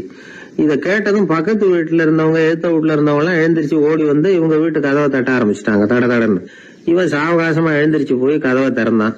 என்னங்க இந்த ராத்திரி வேலையில எங்களை எல்லாம் ஏன் கூப்பிட்டீங்க, யாருக்கு என்னாச்சு அப்படின்னு கேட்டாங்க. கேட்டது யாருன்னா பக்கத்து வீட்டு கிருஷ்ணமூர்த்தி, எழுத்த வீட்டு ஏகாம்பரம், பங்கஜவல்லி எல்லாரும். அடடே உங்களை கூப்பிடலீங்க, குழந்தைக்கு பேர் வைக்கிறது சம்பந்தமா எங்களுக்குள்ள சண்டை வந்துட்டுது, அதுதான் விஷயம். வேணும்னா இதை கட்டிலுக்கு அடியில ஒளிஞ்சிட்டு இருக்கிறானே ஒருத்தன், அவனை கூட கேட்டு பாருங்க, அவன் தான் இதுக்கு சாட்சி அப்படிங்கிறான் அந்த ஆளு. உடனே எல்லாரும் விஷயத்த புரிஞ்சுக்கிட்டு திருடனை பிடிச்சி போலீஸ்ல ஒப்படைச்சிட்டாங்களாம். நெருக்கடியான நேரங்கள்ல பதறாம புத்திசாலித்தனமா செயல்படணுங்கிறத தெரிஞ்சுக்கிறதுக்காக இந்த கதை. புத்திசாலித்தனமா செயல்படுற ஒரு குடும்ப தலைவி இருக்காங்க. அவங்க என்ன செய்வாங்க தெரியுமா, எல்லாரும் ராத்திரி ஆனா வீட்டை உள்பக்கமா போட்டு விட்டு தானே படுப்பாங்க. ஆனா அந்த அம்மா என்ன பண்ணுவாங்கன்னா வீட்டை வெளிப்பக்கமா ஒரு பூட்டு போட்டு பூட்டி விடுவாங்க. எழுத்த வீட்டுக்காரங்க கிட்ட சொல்லி தினமும் இப்படி பூட்டி விட சொல்றது பழக்கம். ஏங்க அப்படி செய்யறீங்க, திருடன் சுலபமா உள்ளே வந்துடக்கூடாதுங்கிறதுக்காகவா அப்படின்னு கேட்டாங்க. இல்லைங்க, சுலபமா வெளியில போயிடக்கூடாதுங்கிறதுக்காக அப்படின்னாங்க. என்னங்க சொல்றீங்க அப்படின்னு கேட்டாங்க. ஆமாங்க, இவருக்கு அந்த பழக்கம் உண்டு அப்படின்னு தன்னுடைய வீட்டுக்காரரை காட்டினாங்க. பக்கத்து வீடுகள் பத்திரமா இருக்கணுங்கிறதுக்காக தன்னுடைய வீட்டை பூட்டி வைக்கிறது ஒரு பெரிய விஷயம் தானே. நடந்து போய்கிட்டு இருந்தார். அவர் தோளில் ஒரு பெரிய துணி மூட்டை, அதை சுமந்துக்கிட்டு கடத்தெருவை நோக்கி அவர் போய்கிட்டு இருக்கிறார். வழியில் அவரை சந்திச்சார் உமர். அவர் கேட்டார், கலீஃபா அவர்களே எங்க புறப்பட்டுட்டீங்க அப்படின்னு கேட்டார். கலீஃபான்னா ஆட்சித்தலைவர்னு அர்த்தம். இதுக்கு அவர் சொன்னார், நான் துணி வணிகம் செய்கிறவன், அதனால துணி வியாபாரம் செய்யறதுக்காக போயிட்டு இருக்கிறேன்னார். நீங்க இப்போ இந்த நாட்டுக்கு ஆட்சி தலைவர், ஆட்சி பொறுப்புல இருக்கிறீங்க, நீங்க வியாபாரம் செய்ய போட்டா அரசு பணிகளை செய்யறது யாரு அப்படின்னு கேட்டார் அவர். நான் அரசு பணிகளை மட்டுமே செஞ்சுக்கிட்டு இருந்தா என் குடும்பத்தை காப்பாத்துறது யாரு அப்படின்னு கேட்டார் அவர். இப்படி கேட்டவர் யார் தெரியுமா, அவர் தான் அபூபக்கர், இறை தூதர் முகமது அவர்களுக்கு பிறகு கலீஃபாவாக தேர்ந்தெடுக்கப்பட்டவர். அப்போலாம் ஆட்சி தலைவர்களுக்கு சம்பளம்னு எதுவும் கிடையாது. இந்த பிரச்சனையை எப்படி தீர்க்கிறதுன்னு யோசனை பண்ணார் உமர். அபு உபைதா அவர்கள்கிட்ட அழைச்சிட்டு போனார். அவர் யாருன்னா, அவர் தான் பொது நிதி கருவூலத்தின் பொறுப்பாளர். அவர்கிட்ட பிரச்சனையை சொன்னார். இது மாதிரி ஆட்சி தலைவருக்கு பொது நிதியிலிருந்து ஊதியம் அளிக்க முடியுமான்னு கேட்டார். பொது நிதி விதிகளின்படி அதுக்கு சாத்தியம் இல்லைன்னு சொல்லிவிட்டாரு அவரு. சரி, வேற ஏதாவது வழி இருக்குதான்னு கேட்டார் உமர். அபு உபைதா கொஞ்சம் யோசனை பண்ணி பார்த்தார். அப்புறமா சொன்னார், மக்காவிலிருந்து மதீனாவுக்கு குடிபெயர்ந்து வந்த அகதிகளுக்கு நிதி உதவி அளிக்கிறதுக்கு விதிகளில் இடம் இருக்கு. அப்படி பார்த்தா அபூபக்கரும் அகதி தானே, அதனால எல்லா அகதிகளுக்கும் கொடுக்கறது மாதிரியே அவருக்கும் ஒரு தொகை அளிக்கலாம்னார். கலீஃபா அபூபக்கருக்கு இந்த அகதி உதவி தொகையைத்தான் கொடுத்துட்டு வந்தாங்களாம். குடும்ப செலவுக்கு அது போதுமானதா இல்லை. இருந்தாலும் கலீஃபாங்கிறதுக்காக மற்ற அகதிகளை விட அதிகமாக தொகையை பெற அவர் விரும்பல. மார்பு பக்கம் கிழிஞ்சிருந்த ஒரு மேலாடையை தான் அவர் அணிஞ்சிருந்தார். அவருடைய துணைவியார் அஸ்மா, அவங்க ஒரு நாள் தேன் அருந்த ஆசையா இருக்குன்னாங்களாம். நமக்கு கிடைக்கிற ஊதியம் குடும்ப செலவுக்கே போதுமானதா இல்லையே, இந்த நிலையில தேன் வாங்கறதுக்கு காசுக்கு நான் எங்க போவேன் இருக்காரு அவரு. கொஞ்ச நாள் கழிச்சு அவங்க ஒரு தொகையை அவர்கிட்ட கொடுத்து தேன் வாங்கிட்டு வர சொன்னாங்களாம். இவருக்கு ஆச்சரியம், ஏது இந்த பணம்னு கேட்டிருக்காரு.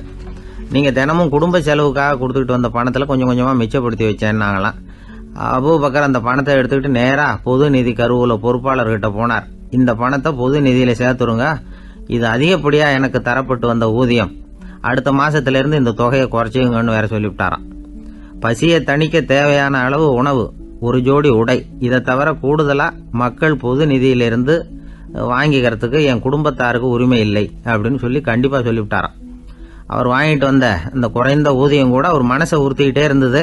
கடைசி நேரம் அவர் தம்முடைய மகள் ஆயிஷா அவர்களை அழைச்சார். மகளே, இதுவரைக்கும் பொது நிதியிலிருந்து நான் வாங்கிட்டு வந்த தொகை என்னுடைய இதயத்துல பாரமா அழுத்திக்கிட்டு இருக்கு. என் தோட்டத்தை வித்து அதுல வர்ற பணத்திலிருந்து நான் இதுவரைக்கும் வாங்கிட்டு வந்த ஊதிய தொகையை கணக்கு போட்டு பொது நிதியில சேர்த்துடு அப்படின்னாராம். பதவி ஏற்கிறதுக்கு முன்னாடி தன்கிட்ட இருந்ததை விட இப்ப கூடுதலா என்ன சொத்து இருக்குன்னு பார்த்திருக்கார். ஒரு ஒட்டகம், ஒரு கோப்பை, ஒரு பணியாள். இதையும் அடுத்தபடியா கலீஃபாவா வர்றவர்கிட்ட ஒப்படைச்சிருங்க அப்படின்னு விட்டாராம்.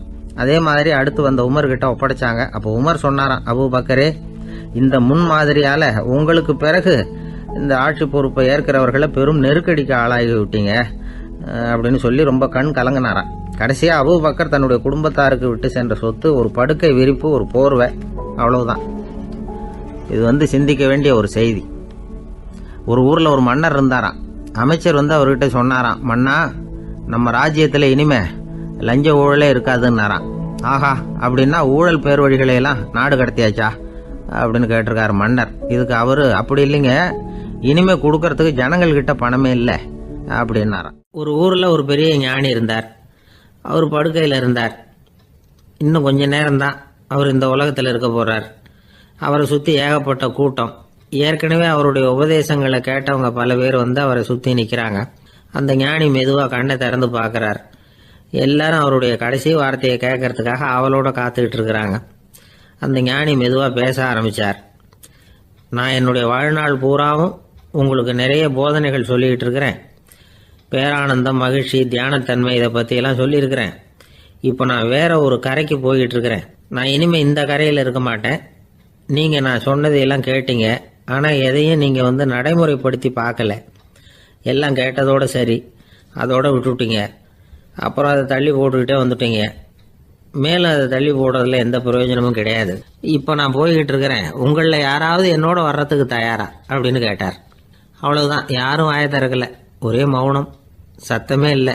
ஒருத்தர் பார்த்துக்கிட்டே நிற்கிறாங்க. அந்த கூட்டத்தில் ஒரு ஆள் அந்த ஞானி கூடவே 40 வருஷத்துக்கு மேலே இருந்திருக்கிறான். அவனும் வாயை திறக்காம இன்னொருத்தன் முகத்தை பார்த்துக்கிட்டே நிற்கிறான். இந்த சமயத்தில் பின்னாடி நின்றுட்டு இருந்த ஒருத்தன் கையை தூக்கினான். ஞானி அவனை பார்த்தார்.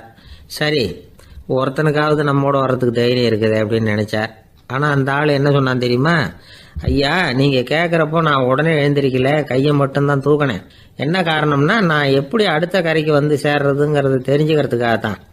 அந்த விவரத்தை மட்டும் இப்போ உங்ககிட்ட இருந்து நான் தெரிஞ்சுக்க ஆசைப்படுறேன். ஏன்னா இப்போ நான் உங்கள் கூட வர்றதுக்கு தயாராக இல்லை. எவ்வளவோ காரியங்களை நான் இன்னும் இங்கே முடிக்க வேண்டி இருக்குது. வீட்டுக்கு ஒரு விருந்தினர் வந்திருக்கிறார். என்னுடைய இளைய மகனுக்கு கல்யாணம் பண்ணி வைக்கணும். அதனால் இன்னைக்கு உங்கள் கூட வர முடியாது. அது மட்டும் இல்லை, இப்போ உங்கள் கூட அடுத்த கரைக்கு வந்தால் திரும்பி வர முடியாதுன்னு வேற சொல்கிறீங்க. அதனால் இப்போ நான் வரல. இன்னொரு நாள் நிச்சயமாக நான் வர்றேங்க, உங்களை சந்திக்கிறேன். அதனால் இப்போ நீங்கள் இன்னொரு தடவை எங்களுக்கு விளக்கமாக சொல்லணும். ஏற்கனவே பல தடவை சொல்லியிருக்கிறீங்க. தயவு பண்ணி இப்போ ஒரு தடவை சொன்னீங்கன்னா சௌகரியமாக இருக்கும். அந்த அடுத்த கரையை அடையிறது எப்படி? இப்போ ஒரு தடவை அதை விளக்கமாக சொல்லிட்டீங்கன்னா நல்லா ஞாபகப்படுத்திக்குவேன். அது சரியான சமயம் வர்றப்போ இது எனக்கு உதவியாக இருக்கும் அப்படின்னு நானா. ஆனால் உண்மை என்ன தெரியுமா? அந்த சரியான சமயம் வரவே இல்லை அப்படிங்கிறது தான் உண்மை. இப்படி அந்த கதை முடியும். இந்த கதை அந்த ஒரு ஆளுக்கு மட்டும் இல்லை, கிட்டத்தட்ட எல்லாருக்குமே அது பொருந்தும் அப்படிங்கிறாங்க விவரம் தெரிஞ்சவங்க. எல்லாருமே அந்த சரியான தருணத்துக்காக தான் காத்துக்கிட்டு இருக்கிறாங்களாம். அதுக்காக ஜோசியம் பார்க்குறாங்க, கைரேகை பார்க்குறாங்க. நாளைக்கு என்ன நடக்குங்கிற ஆவலில் எல்லாரும் காத்துக்கிட்டு இருக்கிறாங்க. ஆனால் அந்த ஒரு நாள் ஒருபோதும் வரப்போகிறதில்ல. நீங்கள் தள்ளி போடுறதுக்காக பல அர்த்தமில்லாத காரணங்களை தேடுறீங்க அப்படிங்கிறார் ஒரு ஞானி. காத்திருக்கிறதுலேயே நம்ம காலம் ஓடி போயிடுது. ஏன்னா இன்னைக்கு நாம் சிந்திக்கிறது நாளைக்கு நாம் சிந்திக்கிறது இல்லை. ஒவ்வொரு நாளும் ஒவ்வொரு மாதிரி போயிடுது. நாளைக்கு மறுநாளை பற்றியே சிந்திக்கிறோம். இப்படியே அது பாட்டுக்கு போயிடும். கரையை தொட்டு பார்க்குறது எப்போ? இதுதான் கேள்வி. நமக்கு வேண்டியப்பட்ட ஒருத்தர் ஒரு ரயில்வே பிளாட்ஃபாரத்தில் நின்றுட்டு இருக்கிறார். அங்கே இருக்கிறவங்க கிட்ட கேட்குறாராம், விசாரிக்கிறார். ஏங்க கிழக்க போகிற ரயில் போயிட்டுதுங்களான்னாராம். போயிட்டுதுன்னு இருக்கிறாங்க. கொஞ்ச நேரம் கழிச்சு, ஏங்க மேற்க போகிற ரயில் போயிட்டுதுங்களான்னு கேட்டிருக்காரு. போயிட்டுதுங்களான் இருக்காங்க. அப்புறம் கொஞ்ச நேரம் கழிச்சு மறுபடியும், ஏங்க 10:30 மணி வண்டி போயிட்டுதான்னு கேட்டிருக்காரு. தொடர்ந்து காலையிலேருந்து சாயந்தரம் வரைக்கும் இப்படி ஒரே இடத்துல நின்றுட்டு கேட்டுக்கிட்டே இருக்கிறார். இதை பார்த்துக்கிட்டு இருந்த ஒருத்தர் அவர்கிட்ட ஏங்க நீங்கள் எங்கே போகணும் அப்படின்னு கேட்டாராம். இவர் மெதுவாக சொன்னாராம், இந்த ரயில்வே லைனை தாண்டி அந்த பக்கம் போகணும் அப்படின்னு. அங்க ஒரு முனிவர் இருந்தார். சுவாமி, என்ன ஆசீர்வாதம் பண்ணுங்க, எனக்கு ஏதாவது புத்தி சொல்லுங்க அப்படின்னா அவர் ஆசீர்வாதம் பண்ணார். அதுக்கப்புறம் சொன்னார், மகனே, நீ எந்த காரியத்தை செஞ்சாலும் செய்யறதுக்கு முன்னாடி ஒரு தடவை அதனால ஏற்படக்கூடிய விளைவுகளை நல்லா யோசிக்கணும். உன் மனசுக்கு அது சரின்னு தெரிஞ்சா மட்டும் அதை செய்யணும் அப்படின்னார். அரசன் அவர் சொன்னதை அப்படியே மனசுல வாங்கிக்கிட்டான். அவர் காலடியில விழுந்து வணங்கினான். 100 பொற்காசுகளை அவர் காலடியில வச்சுட்டு திரும்பினான். அமைச்சர் இதை கவனிச்சார். என்ன இது, நம்ம அரசர் இவ்வளவு ஏமாளியா இருக்கிறாரு, இந்த ஒரு சாதாரண யோசனை சொன்னதுக்கு 100 பொற்காசுகள் கொடுத்துட்டாரு. அமைச்சர் இப்படி நினைக்கிறது அவர் முகத்தை பார்த்ததுமே அரசனுக்கு புரிஞ்சுட்டுது. இருந்தாலும் அதை பத்தி ஒன்னும் கேட்டுக்கல. 2 பேரும் திரும்பி அரண்மனைக்கு சேர்ந்தாங்க. அதுக்கப்புறம் அந்த அரசன் என்ன பண்ணான் தெரியுமா? ஆட்டுல முனிவர் சொன்ன அந்த புத்திமதியை ஒரு கல்லுல கல்வெட்டா செதுக்கினான். தன்னுடைய அறையில எல்லாரும் கண்ணிலையும் படும்படியாக அப்படி ஒரு இடத்துல பதிச்சு எல்லாரும் பாக்குறது மாதிரி பண்ணிவிட்டான். இப்போ அந்த அமைச்சருக்கு ஆச்சரியம், என்ன இது நம்ம மன்னருடைய அறியாமையை புரிஞ்சுக்கவே முடியலையே, இத போய் கல்லுல செதுக்கி வைக்கணுமா, பேர்பட்ட அறிவுரையா இது அப்படின்னு நினைச்சார். கொஞ்ச நாள் ஆச்சு. ஒரு நாள் அந்த மன்னருக்கு கடுமையான வயிற்று வலி. உடனே அரண்மனை வைத்தியரை கூப்பிட்டார். அவர் வந்து சேர்ந்தார். மன்னரை சோதிச்சு பார்த்தார். கொஞ்ச நேரம் இப்படியே படுத்துருங்க, நான் எங்க வீட்டுக்கு போய் இதுக்கு பொருத்தமா ஒரு மருந்து தயார் பண்ணிட்டு வரேன் அப்படின்னு சொல்லிட்டு ஓடினார். மருந்தோட திரும்பி அவர் வந்த சமயத்துல மன்னர் ஒரு கட்டில்ல கண்மூடி படுத்திருக்கிறார். பக்கத்துல யாரும் இல்ல. வைத்தியர் வந்தார். ஒரு சின்ன கோப்பையில கொஞ்சம் மருந்தை ஊத்தினார். அப்படியே அங்க சுத்தி முத்தி பார்த்தார். ஏதோ ஒரு பொடியை வந்து அதுல கலந்தார். கலந்து எடுத்துக்கிட்டு மன்னரை நெருங்கினார். கொஞ்சம் யோசனை பண்ணார். அப்புறம் திரும்பி போனாரு. கையில இருந்த மருந்தை அப்படியே கீழே கொட்டிட்டு வந்தார். அந்த கோப்பையை நல்லா கழுவி சுத்தம் பண்ணிவிட்டு மறுபடியும் கொஞ்சம் மருந்தை ஊத்திட்டு வந்தார். அதுக்கப்புறம் மன்னா அப்படின்னு சொல்லி மெதுவா கூப்பிட்டாரு. இவர் எழுந்திருச்சார். அப்புறம் இவர் சொன்னார், மன்னர் வைத்தியரே, நான் வந்து கண்ணை மூடிக்கிட்டு இருந்தாலும் அப்பப்ப கவனிச்சுக்கிட்டு தான் இருந்தேன். முதல்ல எதையோ கலந்தீங்க, அப்புறம் அதை கொட்டிவிட்டு வேற என்ன விஷயம், உண்மையை சொல்லுங்க அப்படின்னு மிரட்டினார். வைத்தியர் மிரண்டு போட்டார். அப்படின்னு மன்னருடைய காலில் விழுந்தாரு. அதுக்கப்புறம் உண்மையை சொன்னார். மகாராஜா, உங்களுடைய படை தளபதி உங்களை கொல்றதுக்காக சரி பண்ணார். விஷம் கலந்து கொடுக்கும்படியாக சொன்னார். வெகுமதி நிறைய தர்றேன்னார். நானும் சரின்னு சொல்லிவிட்டு இங்க வந்தேன். அவர் கொடுத்த விஷப்பொடிய மருந்துல கலந்தேன். எடுத்துக்கிட்டு உங்ககிட்ட வந்தப்போ எதிரில நீங்க வச்சிருக்கிற அந்த கல்வெட்டு வாசகம் கண்ணுல போட்டது. எந்த காரியத்தை செஞ்சாலும் அதோட விளைவுகளை பத்தி யோசிக்க சொல்லிச்சு அந்த வாசகம். யோசனை பண்ணுனேன். என் உயிருக்கே ஆபத்துங்கிறத புரிஞ்சுக்கிட்டேன். உடனே திரும்பி போய் அதை கொட்டி கழுவி விட்டு வேற நல்ல மருந்தா ஊத்திக்கிட்டு வர்றேன் அப்படின்னார். இப்ப அந்த மன்னர் அமைச்சரை கூப்பிட்டார். பாத்தீங்களா, இந்த புத்திமதிய அன்னைக்கு நீங்க அலட்சியமா நினைச்சீங்க, இன்னைக்கு அதுதான் என் உயிரை காப்பாத்தி இருக்குது அப்படின்னார். அமைச்சர் தலையை குனிஞ்சுக்கிட்டாராம். அதனால பெரியவர்கள் நமக்கு சொல்ற புத்திமதி சாதாரணமா தான் தெரியும். அதுக்காக நாம வந்து அதை அலட்சியம் பண்ணிடக்கூடாது. இந்த காலத்துல ஒருத்தன் ஒரு சாமியார் கிட்ட போனா ஒரு 1000 ரூபாய அவர் காலடியில வச்சுட்டு திரும்பி வந்தான். எதுக்கு அதுன்னு கேட்டேன். இன்னைக்கு நான் இந்த அளவுக்கு நல்லபடியா இருக்கிறதுக்கு அவர் தான் காரணம். ஏற்கனவே ஒரு தடவை இவர்கிட்ட வந்து புத்தி சொல்லுங்கன்னு கேட்டேன், மாட்டேன்னு விட்டார். அன்னைக்கு அவர் ஏதாவது எனக்கு புத்தி சொல்லி நான் அது பிரகாரம் நடந்திருந்தேன்னா இன்னைக்கு நான் வீணா போயிருப்பேன். அதுக்காக ஒரு நன்றியை தெரிவிக்கிறதுக்காக தான் இன்னைக்கு வந்தேன், இந்த காணிக்கையை செலுத்துறேன் அப்படின்னு சொல்லிவிட்டு அவன் பாட்டு தெருவில் இறங்கி நடந்து போனான். ஒருத்தர் ரொம்பவும் மகிழ்ச்சியா வந்துகிட்டு இருந்தார். என்ன விஷயம்னு விசாரிச்சேன். நான் தோத்து போயிட்டேன், அதுதான் மனசுக்கு மகிழ்ச்சியா இருக்கு அப்படின்னார். எனக்கு இது ரொம்ப ஆச்சரியமா போச்சு. இந்த உலகத்துல தோத்து போறவங்க யாரும் மகிழ்ச்சியா இருக்கிறது இல்ல. அப்படி இருக்கிறப்ப இவர் இப்படி சொல்றாரு. எங்க தோத்து போனீங்கன்னு கேட்டேன். அதுக்கப்புறம் தான் அவர் விவரமா சொன்னார். என்னோட 5 வயசு குழந்தையோட நான் விளையாடிக்கிட்டு இருந்தேன். அந்த விளையாட்டுல என் குழந்தை ஜெயிச்சு விட்டுது, நான் தோத்து போயிட்டேன் அப்படின்னார் ரொம்ப உற்சாகமா. நான் யோசிச்சு பார்த்தேன். அதாவது நாம சின்ன குழந்தையா இருக்கிறப்போ எந்த விளையாட்டில் கலந்துக்கிட்டாலும் அதில் நாம தான் ஜெயிக்கணும்னு ஒரு வெறி நமக்குள்ள இருக்கும். நம்மளை எதிர்த்து விளையாடுறவர் நல்லவரா கெட்டவரா, பெரியவரா சின்னவரா அப்படிங்கிறதெல்லாம் முக்கியம் கிடையாது. அவர் தோத்து போகணும், நாம ஜெயிக்கணும், அதுதான் முக்கியம். எதிரியை சந்தோஷப்படுத்த விளையாடுகிற கலை வந்து அப்ப நமக்கு தெரியறதில்ல.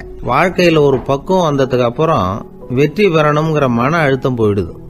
போட்டியில் ஜெயிக்கணுங்கிறத விட குழந்தையை சந்தோஷப்படுத்தணுங்கிறது முக்கியமாக போச்சு. ஜெயிக்கணுங்கிற வெறி ஓடி போட்டுது. ஒரு குழந்தையா இருந்தப்போ நம்ம வளர்ச்சிக்கு உதவிய வெறி பெரியவனானதுக்கு பிறகு நமக்கு எதிரியா மாறுது. அதை சரியான சமயத்தில் நாம் புரிஞ்சுக்கிட்டோம்னா போதும், நாம் பொழைச்சிக்கலாம். ஒவ்வொரு மனுஷனுமே வாழ்க்கையோட அடுத்த கட்ட வளர்ச்சியில் அடி எடுத்து வைக்கிற நேரத்தில் தன்கிட்ட இருந்து ஏதோ ஒரு குணத்தை அல்லது தன் குணம் இருந்த ஏதோ ஒரு உறவை வந்து நாம் வந்து இழக்கத்தான் வேண்டியிருக்குது. ஒரு கட்டம் வரைக்கும் உதவியா இருந்த குணம் வந்து அடுத்த கட்டத்துக்கு தடையா கூட மாறிடலாம். இந்த பரிமாண மாற்றத்துக்கு உள்ளாகிற ஒவ்வொருத்தரும் பிரத்யட்சமா இதை வந்து உணர்றாங்க. ஆனா பல பேர் எப்படின்னா பழசை திறந்துட்டு புதிய கொள்கைகளை உருவாக்கிக்கிறதுக்கு இஷ்டம் இல்லாம இருந்துடுறாங்க, அல்லது அப்படி செய்ய முடியாம தவிக்கிறாங்க. இதையெல்லாம் மீறி அந்த பழசை திறந்துட்டா அதை இழந்ததால உண்டாகிற மன அழுத்தம் சில காலத்துக்கு வருத்திக்கிட்டு தான் இருக்கும், வேற வழி இல்லை. ஆரோக்கியமான ஒரு முன்னேற்றத்துக்காக அந்த மன அழுத்தத்தை தாங்கிக்கத்தான் வேணும் அப்படிங்கிறாரு அந்த உலக புகழ்பெற்ற மேதை ஒருத்தர், இந்த ஸ்காட் பெக் அப்படிங்கிறவர். பிறந்த நாள் முதல் இதுதான் சரி அப்படின்னு கற்பிக்கப்பட்டு வந்த ஒவ்வொரு தத்துவத்தையும் தங்களுடைய வளர்ச்சிக்கு தகுந்த மாதிரி மாற்றி அர்த்தப்படுத்தி கொள்ள முடியாமல் வாழ்க்கை சூழல்ல அப்படியே அரைப்பட்டு தூளாகிறவர்கள் தான் ரொம்ப தவிக்கிறாங்களாம். இதுதான் அவருடைய கருத்து. பெரும்பாலும் மனிதர்களுடைய நடுத்தர வயசில், அதாவது 30 தாண்டுகிற சமயத்தில் தான் இந்த தவிப்பு உண்டாகுதான். இதை தான் மேற்கத்திய நாடுகளில் அடிக்கடி மிட் லைஃப் கிரைசிஸ் அப்படின்னு சொல்கிறாங்க. அப்பப்போ பழசையெல்லாம் தொலைச்சி விட்டு புதுசாக பிறக்கிறதுக்கு கற்றுக்கணும். ஒவ்வொரு நிமிஷத்தையும் அந்த நிமிஷத்துக்கு ஏற்ற சித்தாந்தம் கொண்டவர்களாக சந்திப்போம் அப்படிங்கிறார் அந்த உளவியல் நிபுணர். இப்படி பழகிக்கிட்டா வாழ்க்கை இன்பமயம், இல்லைன்னா தவிப்பு மயம்தான். பழசை தொலைக்க முடியாதவர்களில் எத்தனையோ பேர் உண்டு, எத்தனையோ ரகம் உண்டு. அதில் வேடிக்கையான நண்பர்களும் உண்டு. ஒருத்தர் நண்பர் வீட்டுக்கு போனார். அவர் ஏதோ இனிப்பு பலகாரம் கொடுத்து சாப்பிட சொல்லியிருக்கிறாங்க அவங்க வீட்டில். இவர் சாப்பிட்டு பார்த்துட்டு சொன்னாராம், சார் 6 மாதத்துக்கு முன்னாடி ஒரு தடவை இங்கே வந்தேன், அப்போது ஒரு இனிப்பு பலகாரம் கொடுத்தீங்க, அது இதை விட நல்லா இருந்தது சார் அப்படின்னாராம். அப்போ செஞ்ச அதே இனிப்பு பலகாரம் தான் சார் இதுவும் அப்படின்னாராம் அவர். வதந்தியை விட வேகமா போகக்கூடியது எது அப்படின்னு கேட்டார் ஒருத்தர். வதந்தின்னார் இன்னொருத்தர். அவர் அப்படி சொன்னதுல ஒன்றும் தப்பு இல்லை. வதந்தி வேகமா பரவறதுக்கு என்ன காரணம்? 1க்கு 2 மிகைப்படுத்தி சொல்ற மனுஷ சுபாவம் ஒரு காரணம், சொல்றத அப்படியே நம்புறது இன்னொரு காரணம். எப்பொருள் யார் யார் வாய் கேட்பினும் அப்பொருள் மெய்ப்பொருள் காண்பது அறிவு அப்படின்னாரு வள்ளுவர். யாரு எதை சொன்னாலும் அதை அப்படியே நம்ப கூடாது. அறிவு வேலை செய்யணும். அதுல எந்த அளவுக்கு உண்மை இருக்குது அப்படின்னு கண்டுபிடிக்கணும். முக்கியமான பொறுப்புல உள்ளவங்களுக்கு எல்லாம் இது ரொம்ப முக்கியமா தேவைப்படுகிற ஒரு தகுதி. ஒரு நாட்டுல ஒரு சாதாரண ஆள் ஒருத்தன் இருந்தான். அவங்கிட்ட ஒரு கழுதை இருந்தது. ரொம்ப பிரியமா வளர்த்தான். அவனுக்கு அது ரொம்ப நெருக்கமான நண்பன். வேற மனுஷங்க யாரும் கிடைக்கல போல இருக்குது. அந்த கழுதைக்கு கந்தர்வசேனன் அப்படின்னு பேர் வச்சான். அந்த பேரை சொல்லிதான் அவன் அதை கூப்பிடுறது வழக்கம். அவ்வளவு பிரியமா வளர்த்த அந்த கழுதை ஒரு நாள் திடீர்னு செத்து போச்சு. எப்படி இருக்கும் அவனுக்கு? ரொம்ப சங்கடப்பட்டான். சாப்பிட கூட பிடிக்கல. அவனுக்கு முகத்தை 3 வச்சுக்கிட்டு அவன் பாட்டு உட்காந்துருக்கிறான். அந்த நேரம் பார்த்து அவனுக்கு வேண்டியப்பட்ட ஒருத்தன் அந்த பக்கமா வந்தான். அவனை பார்த்தான். ஏன்டா அப்படி உட்காந்துருக்கிற அப்படின்னு கேட்டான். கந்தர்வசேனன் செத்து விட்டதா சொல்லி குலுங்கி அழ ஆரம்பிச்சுட்டான் இவன். கந்தர்வசேனன் யாருன்னு கேட்டான் இவன். அப்படி கேட்ட உடனே அவன் இன்னமும் சத்தம் போட்டு ஒவ்வொன்னு கத்த ஆரம்பிச்சுட்டான். துக்கம் அதிகமாயிட்டுது. அவன் அழற வேகத்தை பார்த்ததும் சரி, கந்தர்வசேனன்கிறது முக்கியமான ஒரு பெரிய மனுஷன் போல இருக்கு அப்படின்னு இவன் முடிவு பண்ணிட்டான். நம்ம ஃப்ரெண்டோட துக்கத்தை நாமளும் பகிர்ந்துக்கணும்னு நினைச்சான். உடனே தலையை மொட்டை அடிச்சுக்கிட்டான். மீசை எடுத்துட்டான். கருப்பு உடை போட்டுக்கிட்டான். கந்தர்வசேனன் இறந்த செய்தி இப்படி காத்து வாக்குல பரவ ஆரம்பிச்சது ஊர் பூரா. ஊர்ல உள்ளவங்க எல்லாம் இந்த செய்தியை கேட்டதும் அவங்களும் தலையை மொட்டை அடிச்சுக்கிட்டு கருப்பு துணி போட்டுக்க ஆரம்பிச்சுட்டாங்க. ஒரே நாள்ல நகரம் பூராவும் துக்கத்துல ஆழ்ந்து போச்சு. எங்க பார்த்தாலும் மொட்டை தலை, கருப்பு துணி. அந்த நாட்டு அமைச்சர் இதை பார்த்தார். ஜனங்கள்லாம் வருத்தமா இருக்கிறாங்களே அப்படின்னு நினைச்சு சில பேரை கூப்பிட்டு விசாரிச்சார். என்ன விஷயம் அப்படின்னு. கந்தர்வசேனன் செத்துட்டார், அதனாலதான் இப்படி துக்கம் அனுஷ்டிக்கிறோம் அப்படின்னாங்க.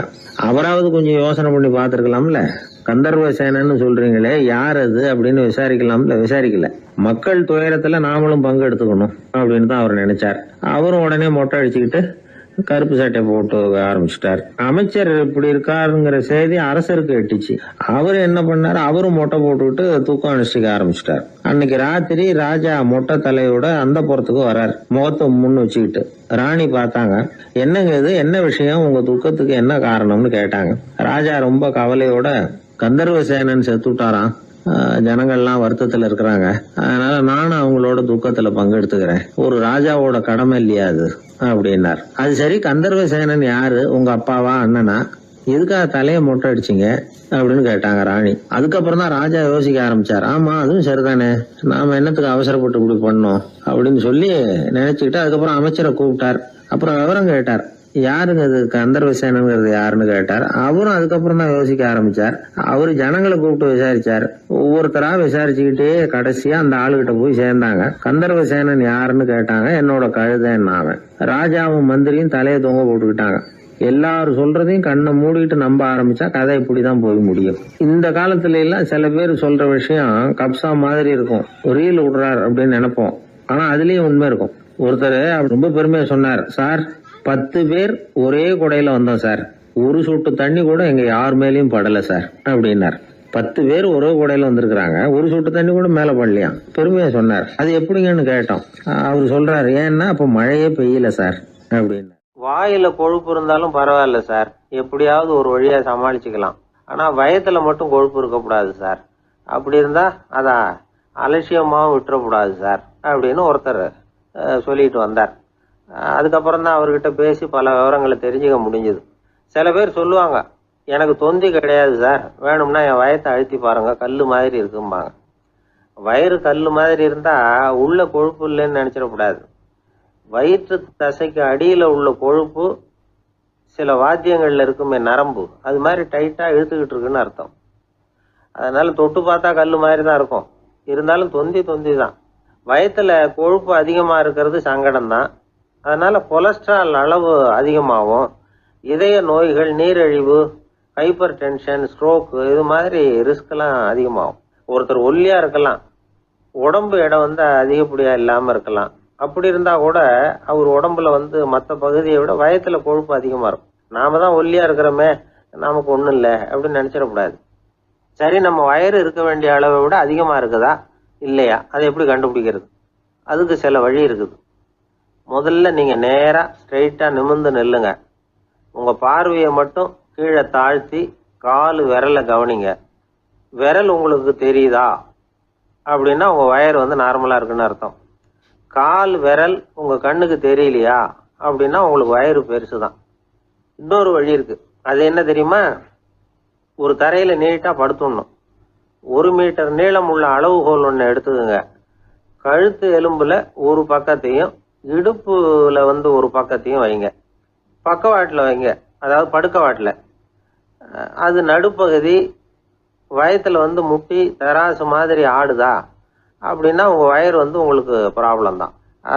அதனால அதை கண்டுபிடிக்கிறதுக்கு அப்படி ஒரு அளவுகோல் வச்சிருக்கிறாங்க. மருத்துவ அறிவியல் ரீதியா உங்களுக்கு தொந்தி இருக்குதா இல்லையான்னு கண்டுபிடிக்கிறதுக்கு ஒரு வழி இருக்கு. உங்க இடுப்புல வெயிஸ்ட் அப்படின்னு சொல்றோம்ல, இடுப்புல ஒரு அளவு எடுக்கணும், சுற்றளவு.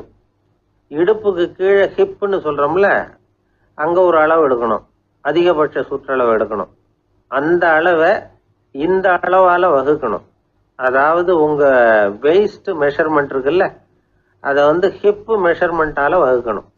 இந்த விகிதம், அதாவது வெயிஸ்ட் ஹிப் ரேஷியோ, ஆண்களுக்கு 0.95க்கு மேல போகக்கூடாது, பெண்களுக்கு 0.85க்கு மேல போகக்கூடாது. அப்படி போயிட்டுதுன்னா வயிறு பெருத்திருக்குதுன்னு அர்த்தம். இது டாக்டர்கள் கண்டுபிடிக்கிற ஒரு விதம். சரி, இந்த தொந்தியை குறைக்கிறதுக்கு என்ன பண்ணலாம்? பட்னி கிடக்கலாமா அப்படின்னா அது தேவையில்லை. ஆனா கலோரி அளவை குறைக்கணும். அது எப்படி? கொழுப்பு ஆகாரத்தை குறைக்கணும். இப்போ கார்போஹைட்ரேட்டு, புரோட்டீன்லாம் இருக்குது இல்லை, அதெல்லாம் ஒரு கிராமுக்கு சுமாரா 4 கலோரி கொடுக்கும். ஆனா கொழுப்பு ஒரு கிராமுக்கு 9 கலோரி கொடுக்கும். அதனால ஒரே அளவுள்ள ஆகாரங்கள்ல கூட கலோரி வித்தியாசம் இருக்குது. கலோரி அளவு குறைச்சலா கொடுக்கக்கூடிய ஆகாரம் சாப்பிடணும். இப்போ தொந்தியை குறைக்கிறதுக்கு கடுமையான உடற்பயிற்சி தேவையா அப்படின்னு கேட்டா அதுவும் தேவையில்லையா. ஆகாரத்துல கொழுப்பை குறைச்சாவே போதும், மற்ற ஆகாரம் செரிக்கிறதுக்கு லேசான உடற்பயிற்சியே போதும். வயத்தை குறைக்கிறேன்னு சொல்லி சில பேர் உட்காந்து எழுந்திருப்பாங்க, அதுவும் தேவையில்லையா. அப்படிலாம் பண்ணி உங்களை கஷ்டப்படுத்திக்க வேண்டியதில்லை. வயத்தை குறைக்கிறதுக்கு அதெல்லாம் உதவுறது இல்லை அப்படின்னு அது சம்பந்தமான நிபுணர்கள் சொல்றாங்க. இப்போ இது சம்பந்தமா 1984 ஒரு சோதனையே பண்ணி பார்த்துருக்குறாங்க. ஒரு நாளைக்கு 185 தடவை உட்காந்து எழுந்திருக்கிறது.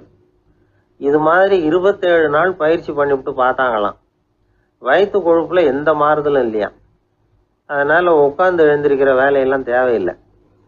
தொந்தியை குறைக்கிறதுக்கு முயற்சி பண்றவங்க தோற்றத்தை அழகாக்குறது ஒரு பக்கம் இருந்தா கூட ஆரோக்கியமான நீண்ட வாழ்வுக்கும் அவங்க அஸ்திவாரம் போடுறாங்கன்னு தான் அர்த்தம். ஒருத்தர் வந்தார், சார் எனக்கு தொந்தி இருக்கா இல்லையான்னு கண்டுபிடிக்கிறது கஷ்டமா இருக்குதுன்னார். சரி, நான் கண்டுபிடிக்கிறேன், இப்படி தரையில காலை நீட்டி ஸ்ட்ரைட்டா படுங்க அப்படின்னோம். சரின்னு படுத்துட்டார். இப்போ உங்க கண்ணை திருப்பி கால் கட்டை விரலை பாருங்க, கட்டை விரல் தெரியுதா அப்படின்னு கேட்டேன். தெரியுது சார்னார். நீங்க தெரியுதுன்னு சொல்றத நான் எப்படி நம்புறதுன்னு. அதோ தெரியுற அந்த கட்டை விரல் நுனியில ஒரு ஈ கூட உட்காந்துருக்குது பாருங்க சார் அப்படின்னார். அப்படின்னா நீங்க பாக்குறது கட்டை விரல் இல்லை சார், உங்க மூக்கு நுனி, அங்கதான் இப்ப ஈ உட்காந்துருக்குது அப்படின்னோம். ஒருத்தர் வேகமா நடந்து போறாரு.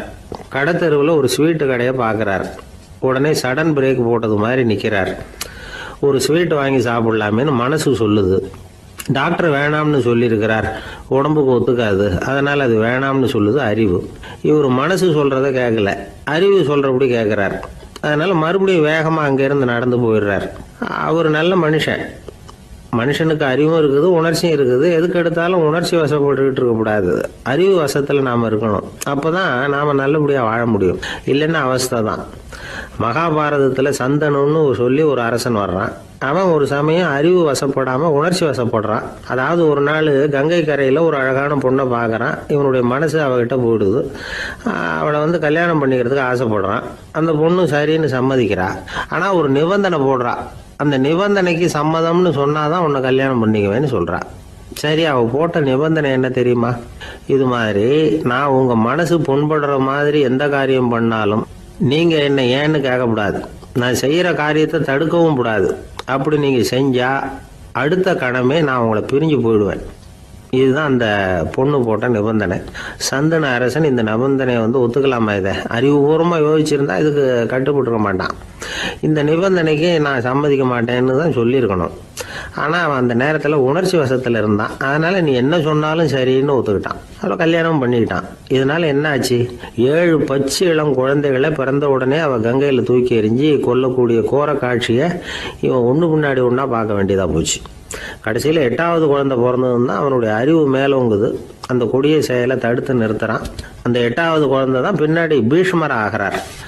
ஒரு பக்தி பிரசங்கத்தில் ஒரு பேச்சாளர் இந்த விஷயத்தை சொல்லிவிட்டு இன்னொரு விஷயமும் சொன்னார். அது என்னன்னா, சந்தனும் மன்னன் அறிவுக்கும் உணர்ச்சிக்கும் நடுவில் அகப்பட்டு தவிச்சதுனால அவன் வம்சத்தில் வந்த கௌரவர்கள் உணர்ச்சி வசப்பட்டாங்க, பாண்டவர்கள் அறிவு வசப்பட்டாங்க அப்படின்னு சொன்னார்.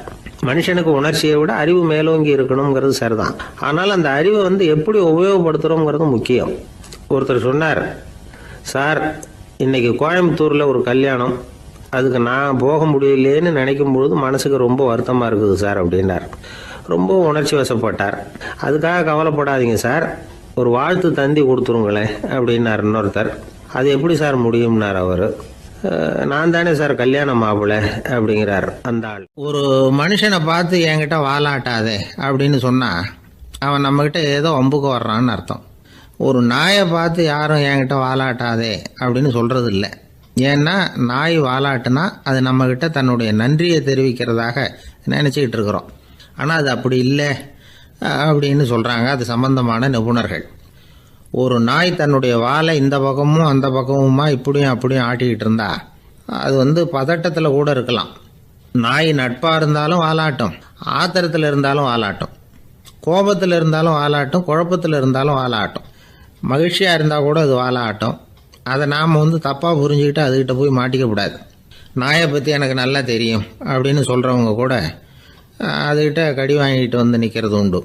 நிபுணர்கள் என்ன சொல்கிறாங்க தெரியுமா? எப்போவுமே நாய்கள் திடீர்னு கடிச்சு விடுறதில்ல, கடிக்கிறதுக்கு முன்னாடி சில அறிகுறிகளை காட்டும்.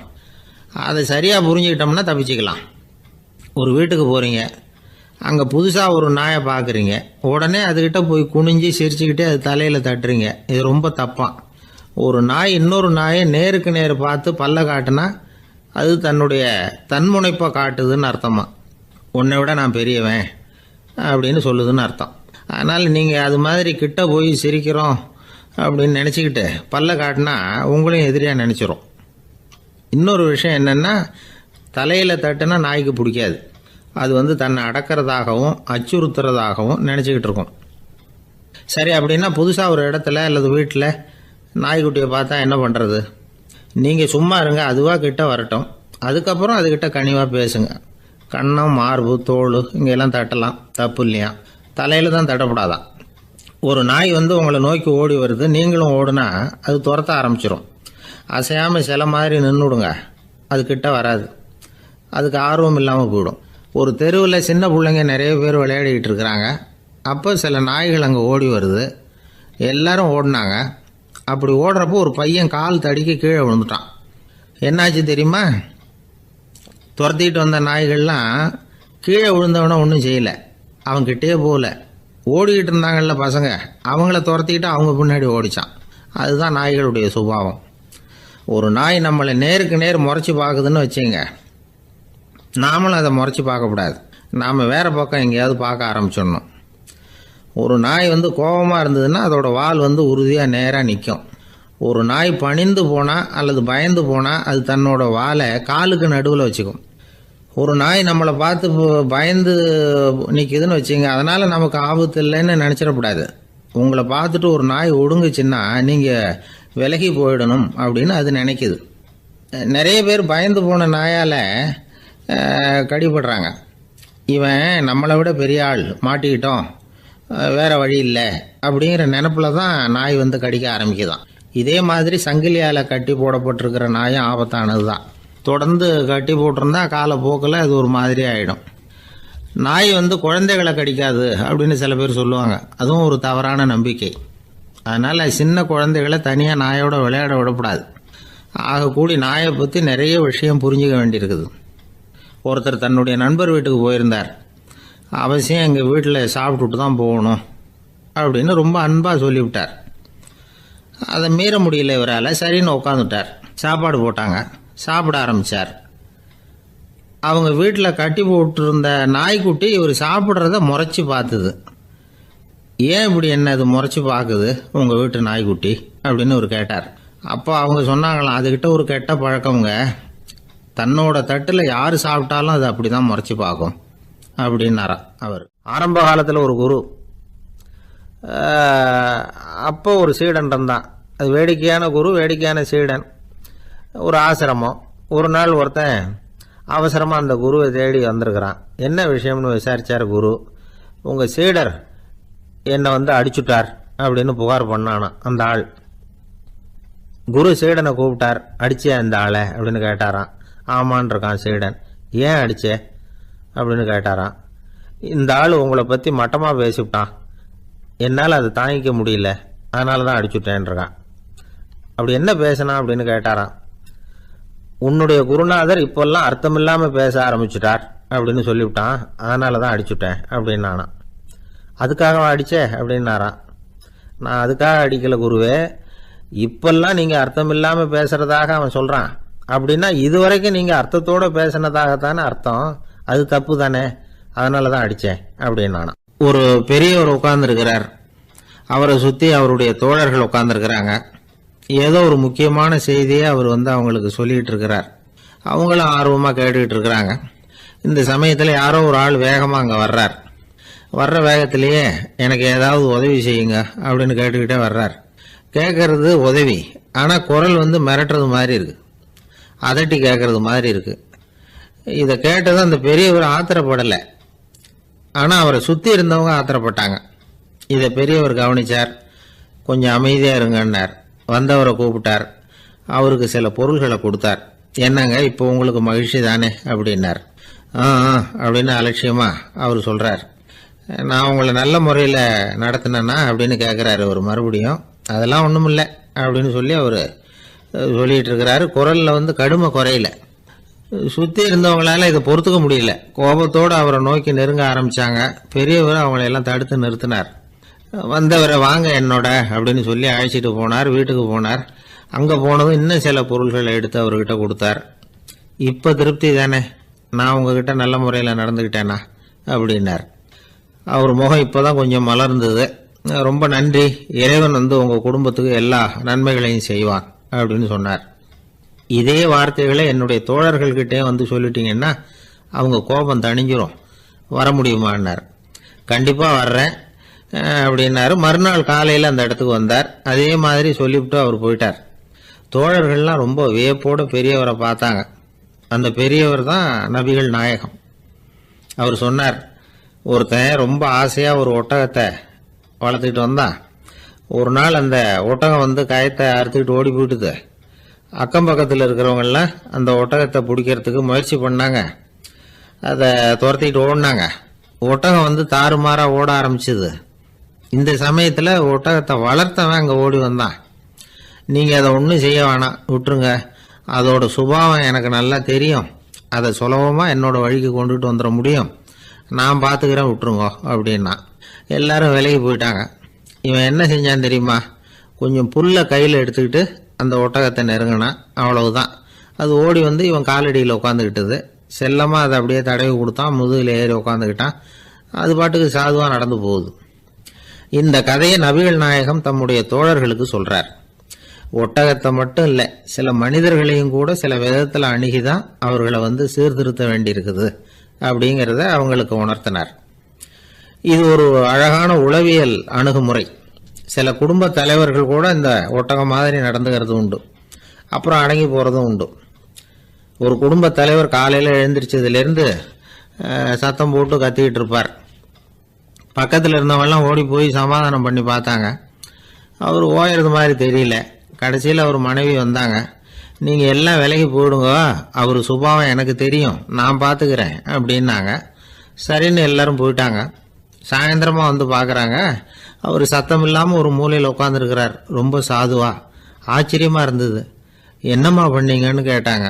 அது ஒன்றும் இல்லைங்க, ஒரு வேளை சாப்பாட்டை நிறுத்தினேன், பட்னி போட்டேன், அவ்வளவுதான் அப்படின்னாங்க அந்த அம்மா. உழைப்பும் நேர்மையும் உயர்வதற்கு வழிகள். அதை விட்டுட்டு உட்கார்ந்த இடத்துல இருந்துகிட்டே உயர போகணும் அப்படின்னு ஆசைப்படக்கூடாது. பல பேர் அப்படிதான் கற்பனை பண்றாங்க. அந்த கற்பனையிலேயே பாதி வாழ்க்கை ஓடி போடுது. உழைப்புங்கிற வழியையும் நேர்மைங்கிற வழியையும் ஒதுக்கி விட்டு குறுக்கு வழியில ஓட நினைக்கிறவங்க குப்புற விழுந்துடுறாங்க. எந்த தொழிலை நாம செய்தாலும் சரி, அந்த தொழிலுக்குரிய பெருமையை நாம புரிஞ்சுக்கிட்டு அதுல ஈடுபடணும். அப்படி இல்லாம என்ன சார் பொழப்போகுது, இந்த தொழிலை மனுஷன் செய்வானா அப்படி புலம்பிக்கிட்டே இந்த தொழிலையே செஞ்சுக்கிட்டு இருக்கிறவங்க நம்மள பல பேர் உண்டு. செய்யும் தொழிலே தெய்வம் அப்படின்னு சொல்றாங்கல்ல, அப்படி சொல்றது எதுக்காக? அந்த அளவுக்கு அதுல ஒரு ஈடுபாடு வேணுங்கிறதுக்காகத்தான். ஒரு பெரிய மலைப்பகுதி, அந்த மலை அடிவாரத்துல ஒரு சிற்பி உட்காந்து ஒரு சிலையை வடிச்சுக்கிட்டு இருக்கிறான். கையில ஒரு சின்ன உளிய வச்சுக்கிட்டு ஒரு பெரிய கருங்கல் பாறையை கொஞ்சம் கொஞ்சமா உடைச்சுக்கிட்டு இருக்கான். ஒரு சிற்பத்தை வடிக்கிறதுங்கிறது அவ்வளவு உன்னதமான ஒரு தொழிலா? எல்லாராலையும் முடியுமா அது? அப்படி இருந்தும் அந்த சிற்பிக்கு மன நிறைவில்லை. அவன் நினைக்கிறான், இந்த கடுமையான வெயில்ல உட்கார்ந்து வேலை செய்யறது எவ்வளவு கஷ்டம். நாம ஒரு சிற்பியா இருக்கிறதுனால தானே சூரியன் கடுமையான வெப்ப கதிர்களை நம்ம மேல வீசுறான். நாமளே அந்த சூரியனா இருந்துட்டா இந்த கஷ்டம் இருக்காதே. நம்மளை கஷ்டப்படுத்துறவன் நம்மளோட வலிமை உள்ளவன், அதனால நாம அவனா மாறி விடுறதுதான் நல்லது அப்படின்னு அந்த சிற்பி யோசனை பண்ணான். அவன் எண்ணம் உடனே நிறைவேறிட்டுது. இயற்கைங்கிற மாபெரும் சக்தி அவனை ஒரு சூரியனா மாத்தி விட்டுது. சிற்பி இப்போ ஒரு சூரியனா மாறினான். இனிமே இந்த உலகத்துல நம்மளை விட வலிமை உள்ளவன் வேற யாரும் கிடையாது அப்படின்னு நினைக்க ஆரம்பிச்சுட்டான். அவனுக்கு மகிழ்ச்சியா இருந்தது. அந்த மகிழ்ச்சி அதிக நேரம் நீடிக்கல. ஏன்னா கொஞ்ச நேரத்துல ஆகாயத்துல கரிய மழை மேகங்கள் அப்படியே சூழ்ந்து வந்தது. சூழ்ந்து வந்த மேகங்கள் சூரியனை மறைக்க ஆரம்பிச்சது. இப்போ சூரியனா இருந்த அந்த சிற்பி நினைச்சு பாக்குறான், என்ன இது என்னையே இந்த மேகம் மூடி மறைக்குதுன்னா அது என்னை விட பெரிய ஆளாதான் இருக்கணும். அதனால இனிமே நாம சூரியனா இருக்கக்கூடாது, நாம மேகமா தான் இருக்கணும், அதுதான் கௌரவம் அப்படின்னு நினைக்க ஆரம்பிச்சிட்டான். இப்பவும் பாருங்க, இயற்கை அவனுடைய ஆசையை நிறைவேற்றி வச்சது. சூரியனா இருந்த சிற்பி மேகமா மாறினான். வான வீதியில அப்படியே உல்லாசமா வர ஆரம்பிச்சான். அந்த உல்லாசமும் அதிக நேரம் நீடிக்கல. எதிரில் பார்த்தா பிரம்மாண்டமான மலைகள் வழியை அடைச்சிட்டு நிக்குது. வேகமா வந்த மேகம் மலையில மோதிக்கிட்டுது. அந்த மலையை தாண்டி அப்பால செல்ல முடியல. இப்போ அந்த மேகம் நினைக்குது, நாம எந்த தடையும் இல்லாம அந்தரத்துல மிதந்து வர்றோம். நம்மையே போக விடாம தடுக்குதுன்னா அந்த மலைக்கு எப்பேற்பட்ட வலிமை இருக்கணும். இனிமேல நாம மேகமா இருந்து பிரயோஜனம் இல்ல, இருந்தா மலையா இருக்கணும், அதுதான் பெருமை அப்படின்னு நினைக்க ஆரம்பிச்சான். இப்பவும் பாருங்க, இயற்கை அவனுடைய ஆசையை நிறைவேற்றி வச்சது. மேகமா இருந்த சிற்பி மலையா மாறினான். பெரிய மலை பூமிக்கும் வானத்துக்குமா நின்றுகிட்டு இருக்கு. இனிமே நமக்கு எந்த கவலையும் இல்லை அப்படின்னு நினைச்சது அந்த மலை. இப்படி நினைச்சுக்கிட்டு இருந்த வேளையில அந்த மலையோட காலடியில அடிவாரத்துல ஏதோ சத்தம் கேட்டது. என்ன சத்தம் இது அப்படின்னு சொல்லி அந்த மலை மெதுவா குனிஞ்சு பார்த்துதான். பார்த்தா அங்க ஒரு மனுஷன் தன்னுடைய கையில உளிய வச்சுக்கிட்டு மலையை கொத்திக்கிட்டு இருக்கிறான். ஏதோ ஒரு சிற்பத்தை வடிக்கிறதுக்காக அவன் முயற்சி பண்ணிட்டு இருக்கிறான். இப்போ அந்த மலை நினைச்சுதான், மலையே ஒருத்தன் உடைக்கிறான்னா அவன் எப்பேற்பட்ட வலிமை உள்ளவனா இருக்கணும். இனிமேலும் மலையா இருந்து பிரயோஜனம் இல்ல, மனுஷனா மாறணும், அதுதான் சரி அப்படின்னு நினைச்சுதான். அந்த வினாடியே அந்த மலை ஒரு மனுஷனா மாறிச்சு.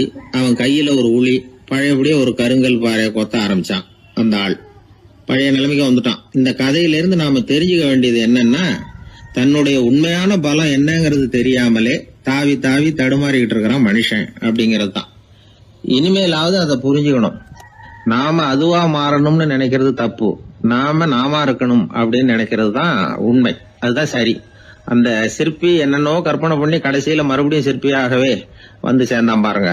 அதனால நம்முடைய உண்மையான பலம் என்ன அப்படிங்கறத தெரிஞ்சுக்கிட்டு நடந்துகிட்டோம்னா வாழ்க்கையில எப்பொழுதும் வெற்றி நிச்சயம். சில பேரை இப்படி சொல்றது உண்டு, அடுத்தவங்களை அனுசரித்து நடந்துக்க தெரியல, அவன் என்ன சார் மனுஷன் அப்படிம்பாங்க. சக மனிதர்களோட எப்படி பழகிறது அப்படின்னு தெரியாததுனாலேயே பல பேர் இன்னைக்கு சங்கடப்பட்டுக்கிட்டு இருக்கிறாங்க. வசதி வாய்ப்பெல்லாம் சரியாக இருக்கும், ஆனால் வாழ்க்கை சரியாக இருக்காது. இன்னொருத்தர்கிட்ட எப்படி பேசுறது பழகிறதுங்கிறது தெரியாததுனால தான் இந்த அவஸ்தை. சரி, இந்த அவஸ்தை இல்லாமல் வாழறது எப்படி? இதுக்கு அனுபவசாலிகள் சில வழிமுறைகளை சொல்கிறாங்க. அதெல்லாம் என்னென்னங்கிறத இப்போ தெரிஞ்சுக்குவோம். முதல்ல நம்ம நாக்கு நம்ம கண்ட்ரோலில் இருக்கணும். வார்த்தைகளை கொட்டி விட்டு அதுக்கப்புறம் அள்ள முடியாமல் கிடந்து கஷ்டப்படக்கூடாது. எப்படி பேசுகிறோங்கிறதும் முக்கியம், பேசுகிறப்ப எப்படி முகத்தை வச்சிருக்கிறோங்கிறதும் முக்கியம். அன்பாக பேசினாலும் நல்லா இருக்கும். அப்படி பேசுகிறப்ப ஆதரவாக அவர் தோள் மேலே ஒரு கையை போட்டுக்கிட்டு பேசினா இன்னமும் நல்லா இருக்கும். ரெண்டாவது விஷயம், இன்னொருத்தர்கிட்ட பேசுகிறப்போ வாக்குறுதிகளை அள்ளி வீசக்கூடாது. கொடுக்குற வாக்குறுதி குறைச்சலாக இருக்கணும். அப்படி கொடுத்த வாக்குறுதியை கண்டிப்பாக நிறைவேற்றணும். நாம் ஒருத்தரை பாராட்டுறோம் அல்லது அவரை பற்றி அபிப்பிராயம் சொல்கிறோம்னா அது ஆக்கப்பூர்வமாக இருக்கணும். நம்ம பாராட்டு அல்லது விமர்சனம் அடுத்தவருடைய முன்னேற்றத்துக்கு உதவுறது மாதிரி இருக்கணும். நாம் சொல்கிறத கேட்டுட்டு அவன் தலையில் கையை வச்சுட்டு உட்காந்துடக்கூடாது. எப்பவும் உற்சாகமாக இருக்கணும், முகம் மலர்ச்சியாக இருக்கணும். மனுஷன் இருந்தால் வருத்தம், கவலை, ஏமாற்றம் எல்லாம் இருக்க தான் செய்யும். அதெல்லாம் மனசில் இருக்கட்டும். அந்த வருத்தமும் கவலையும் ஏமாற்றமும் சேர்ந்துக்கிட்டு நம்ம முகத்தில் இருக்கிற மலர்ச்சியை மூடி மறைக்கிறதுக்கு நாம் இடம் கொடுத்துடக்கூடாது. எந்த விஷயத்தை பற்றி யாருக்கிட்ட பேசினாலும் வெளிப்படையாக பேசணும், திறந்த மனசோட பேசணும். மூடி மறைச்சி முன்னு மூழ்கிக்கிட்டு இருக்கக்கூடாது. இன்னொருத்தர்கிட்ட பேசுகிறப்போ விவாதம் பண்ணுங்க, அது தப்பு இல்லை. ஆனால் வாதாடிக்கிட்டு இருக்கக்கூடாது. அதாவது என்ன சொல்கிறாங்கன்னா, டிஸ்கஸ் பண்ணலாம், ஆர்கியூ பண்ணக்கூடாது. நம்மக்கிட்ட இருக்கிற நல்ல குணங்களை நாம் எடுத்து சொல்லிகிட்டு இருக்கக்கூடாது. அந்த நல்ல குணங்களே நம்மளை பற்றி எடுத்து சொல்லணும். அது மாதிரி நடந்துக்கணும். அதே மாதிரி அடுத்தவங்க கிட்ட உள்ள கெட்ட குணங்களை பற்றி அவசியம் இல்லாமல் நாம் பேச வேண்டியதில்லை. உங்களை பற்றி யாராவது தப்பாக பேசுகிறாங்களா, அப்படி அவங்க பேசுகிறதுல உண்மை இல்லையா அப்படின்னா அதை நீங்கள் பொருட்படுத்த வேண்டியதில்லை, விட்டுடலாம். அது தானாக போயிடும். ஒரு 4-5 பேரோட பேசிக்கிட்டு இருந்தீங்கன்னா எல்லாருக்கும் முக்கியத்துவம் கொடுங்க, யாரையும் அலட்சியப்படுத்தாதீங்க. தமாஷா பேசலாம், ஆனால் அவங்க தமாஷ் அடுத்தவங்களை கேலி பண்ணுறதா இருக்கக்கூடாது. நமக்கு கிடைக்க வேண்டியது கிடைக்கலையே அப்படிங்கிற தவிப்பு நம்மக்கிட்ட இருக்கக்கூடாது. அது தேவையில்லை. உங்கள் செயல்பாடுகள் தெளிவாக இருக்கட்டும், பாராட்டு தானாக அவங்கள தேடிட்டு வரும். இன்னொரு மனுஷனுடைய மனசில் கௌரவமான ஒரு இடத்த பிடிக்கணும்னா நாம் இந்த குணத்தையெல்லாம் நம்மக்கிட்ட வளர்த்துக்கணும். இதெல்லாம் அனுபவசாலிகள் சொல்லியிருக்கிற குறிப்புகள். இந்த குறிப்புகளை சரியாக புரிஞ்சுக்கணும், அது முக்கியம். தப்பாக புரிஞ்சுக்கிட்டா என்ன ஆகும் தெரியுமா? இதை கேளுங்க. ஒருத்தர் வந்தார், சார் அடுத்தவங்க தோள் மேலே கையை போட்டுக்கிட்டு அன்பாக பேசணும்னு சொன்னீங்க, அப்படி தான் பேசினேன். அவர் முதுகை கூட தட்டி கொடுத்தேன், என் வேலை போயிட்டுது சார், வீட்டுக்கு அனுப்பிச்சிட்டாங்க அப்படின்னார். யாருக்கிட்ட அப்படி பேசுனீங்கன்னு கேட்டோம். என் முதலாளிகிட்ட சார் அப்படிங்கிறார் ரொம்ப சோகமாக. ஒரு ஊரில் ஒரு இளைஞன் இருந்தான். ஒரு நாள் அவன் ஒரு குருவை தேடிக்கிட்டு புறப்பட்டான். ஊரை விட்டு வெளியில் போனான். போகிற வழியில் ஒரு காடு. அந்த காட்டில் ஒரு மரத்தடியில் ஒரு பெரியவர் உட்காந்துருக்கிறார். அமைதியாக மௌனமாக அவர் அமர்ந்திருக்கிறார். இந்த பெரியவரை விசாரிக்கலாம், குருவை தேடி கண்டுபிடிக்கிறதுக்கு இவர் ஏதாவது ஒரு வழி சொல்லி கொடுப்பார் அப்படின்னு நினச்சிக்கிட்டு அவரை நெருங்கினான். ஐயா, எனக்கு ஒரு குரு தேவை, எங்கே கிடைப்பார், அவரை எப்படி அடையாளம் கண்டுபிடிக்கிறது, அதை பற்றி ஏதாவது விவரம் சொன்னீங்கன்னா நான் கண்டுபிடிச்சிக்குவேன் அப்படின்ட்டுருக்கான். பெரியவர் நிமிர்ந்து பார்த்தார். தம்பி, அது ரொம்ப சுலபம். அவர் வயசானவராக இருப்பார், என்னை விட சுமார் 30 வயசு அதிகமாக இருக்கும். அவர் ஒரு மரத்தடியில் தான் உட்காந்துருப்பார் அப்படின்ட்டுருக்கான். சரிங்க பெரியவரே, அது என்ன மாதிரியான மரம், எப்படி இருக்கும் அப்படின்னு கேட்டிருக்கான். பெரியவர் அந்த விவரங்களையும் சொல்லியிருக்கிறாரு. அது மட்டும் இல்லை, சந்திக்கிற நாள், நேரம், வினாடி முதற்கொண்டு எல்லா விவரங்களையும் துல்லியமாக சொன்னாராம். இவ்வளவு விவரங்களை இவரால் எப்படி சொல்ல முடியுது அப்படின்னு இவனுக்கு ஆச்சரியம். இருந்தாலும் அந்த பெரியவர் கடைசியாக ஒரு விவரம் சொன்னார்.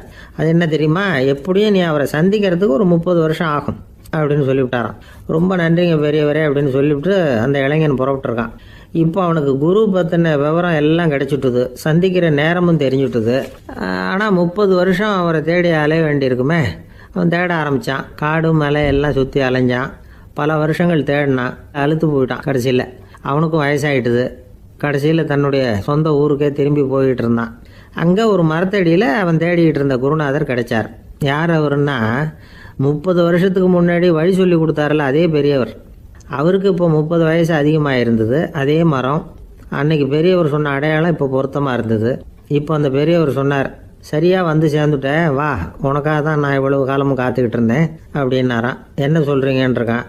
30 வருஷத்துக்கு முன்னாடி என்கிட்ட வந்தியே, அப்போவே என் காலம் வந்து முடிஞ்சு போயிருந்தது. அப்போவே என்ன உனக்கு அடையாளம் தெரியல, அதனால் இவ்வளவு காலம் உனக்காக காத்துட்டு இருக்கும்படி ஆயிட்டுது அப்படின்னாராம். ஐயா, அப்போவே நீங்கள் சொல்லியிருக்கலாமே, இதுதான் 30 வருஷம் கழித்து நீ சந்திக்க போகிற இடம், நான் தான் உன்னுடைய குரு அப்படின்னு சொல்லியிருக்கலாமே அப்படின்ட்டுருக்கான். அந்த பெரியவர் சிரிச்சுக்கிட்டே இதுக்கு பதில் சொன்னாராம், நான் எவ்வளவோ விவரமாக தான் சொன்னேன், நீ சரியாக புரிஞ்சிக்கல. காரணம், அப்போ நீ போதுமான அளவுக்கு பக்குவம் பெற்றிருக்கவில்லை, அதனால் புரியும் சக்தி இல்லாமல் போயிட்டுதப்போ 30 ஆண்டு காலம் நீ அலைஞ்சு தெரிஞ்சிருக்கிற, அது காரணமாக இப்போ உனக்கு அந்த பக்குவம் வந்துட்டுது, அதனால தான் அடையாளம் காண முடிஞ்சது, நானே உன்னுடைய குரு அப்படின்னாராம். இதுலேருந்து என்ன தெரியுதுன்னா, ஆன்மீகத்தில் மாணவனாக சேர்றதுக்கு கூட ஒரு பக்குவத்தன்மை தேவைப்படுது. ஒரு பெரிய ஞானி, அவர்கிட்ட சீடனாக இருக்க ஒருத்தன் வந்தான், எதிரில் நின்னான். ஞானி அவனை வெகு நேரம் உற்று பார்த்தார். அப்புறம் சொன்னார், சீடனாக இருக்கிறது ரொம்ப சிரமம்னார். நான் தயாராக இருக்கிறேன்னா. அது இன்னமும் சிரமமாச்சே, இங்கே வந்து குருவாக இருக்கிறது மட்டுமே சுலபம் அப்படின்னாராம். அப்படின்னா நான் குருவாகவே ஆயிடுறேன் அப்படின்னானா. இது போலவே இந்த காலத்தில் கதை ஒன்று உண்டு. ஒரு பள்ளிக்கூடத்தில் வகுப்பு ஆசிரியர் மாணவனை திட்டிக்கிட்டு இருந்தார். டேய், நீ 100க்கு 10 மார்க்கு தான் வாங்கிட்டு இருக்க, இவ்வளவு மோசமாக நீ படித்தா கடைசியில் மாடு மேய்க்கிறது கூட லாய்க்கு இல்லாதவனா ஆயிடுவேன், அதுக்கப்புறம் என்ன செய்ய போகிறேன் அப்படின்னாராம். பையன் தலையை சொரிஞ்சிக்கிட்டே சொன்னானா, சார் அப்படின்னா ஒன்று செய்கிறேன் அப்படின்னானா. இவர் கேட்டிருக்கார், என்ன செய்ய போகிறேன்னு. வேற என்ன சார், உங்களை மாதிரி ஒரு ஆசிரியர் ஆகிடுறேன் அப்படின்னானா. வீட்டில் வந்து விளையாடுறது வழக்கம். மரத்துக்கு அந்த பையன் பேரில் ஒரு பாசம் உண்டாக ஆரம்பிச்சுட்டுது. பையன் அந்த மரத்தில் உள்ள பூக்களை பறிக்கணும், பழங்களை பறிக்கணும்னு ஆசைப்பட்டான். அதுக்காகவே அந்த மரம் தன்னோட கிளைகளை வளைச்சி அவனுக்கு எட்டுற அளவுக்கு தலையை சாய்ச்சி கொடுக்குது. பையன் வந்து பூக்களை பறிக்கிறான், மரம் சந்தோஷப்படுது. மரம் வந்து அன்பின் அடையாளம், அதனால் அது கொடுக்கறதுல சந்தோஷப்படுது. மனிதன் வந்து ஆணவத்தின் அடையாளம், அதனால் இவன் பறிக்கிறதுல சந்தோஷப்படுறான். பையன் வளர்ந்தான், அந்த மரத்தின் மடியிலேயே படுத்து தூங்கினான். பூக்களை பறித்து மலர் கிரீடம் பண்ணி தலையில் சூடிக்கிட்டான். பழங்களை பறித்தான், சாப்பிட்டான். அதை பார்த்து அந்த மரம் சந்தோஷப்பட்டுது. கொஞ்ச நாளாச்சு, பையன் இன்னும் கொஞ்சம் பெரியவனானான். அந்த மரத்து மேலே ஏறி கிளையில் உட்காந்துக்கிட்டு ஊஞ்சல் ஆட ஆரம்பித்தான். அவனுக்கு சௌகரியத்தை கொடுக்கறதுல மரத்துக்கு ஆனந்தம், மரத்துக்கு அசௌகரியத்தை கொடுக்கறதுல அவனுக்கு ஆனந்தம். இது அன்புக்கும் ஆணவத்துக்கும் உள்ள வித்தியாசம். பையன் இன்னும் கொஞ்சம் வளர்ந்தான். அவனுக்கு கடமை லட்சியம் எல்லாம் வந்து சேர்ந்தது. படித்து பரீட்சை எழுதி பாஸ் ஆக வேண்டியிருந்தது. அதனால் மரத்துக்கிட்ட வர்றதில்லை அவன். ஆனால் மரம் இவனுக்காக காத்துக்கிட்டு இருக்குது. இவன் உலக விஷயங்களில் மூழ்கிட்டான். தற்செயலாக ஒரு நாள் அந்த பக்கமாக போனான். மரம் அவனை பார்த்துது. மறந்துட்டியா என்ன, நான் உன்னை பார்க்கணும்னு ஆவலாக காத்துக்கிட்டு இருக்கேனே அப்படின்னுது. இவன் பார்த்தான், நீ என்ன வச்சிருக்கிற, நான் உங்ககிட்ட ஏன் வரணும், உங்ககிட்ட பணம் இருக்குதா சொல்லு, வர்றேன், ஏன்னா நான் இப்போ பணத்தை தான் தேடிக்கிட்டு இருக்கிறேன் அப்படின்னா. உனக்கு பணம் தானே வேணும், என்னுடைய பழங்களை பறிச்சிக்கோ, அதையெல்லாம் விற்பனை பண்ணு, பணம் கிடைக்கும் அப்படின்னு அந்த மரம். உடனே அவன் மரத்தில் ஏறினா, பழங்களை பறித்தான், பழுக்காத காய்களையும் சேர்த்து பறித்தான். தன்னோட கிளை கொம்புகள் உடைஞ்சா கூட அதுக்காக அந்த மரம் வந்து கவலைப்படலை, சந்தோஷப்பட்டது. இவன் பழங்களை பொறுக்கிட்டு அந்த மரத்துக்கு ஒரு நன்றி கூட சொல்லாமல் அவன் பாட்டுக்கு போட்டான்.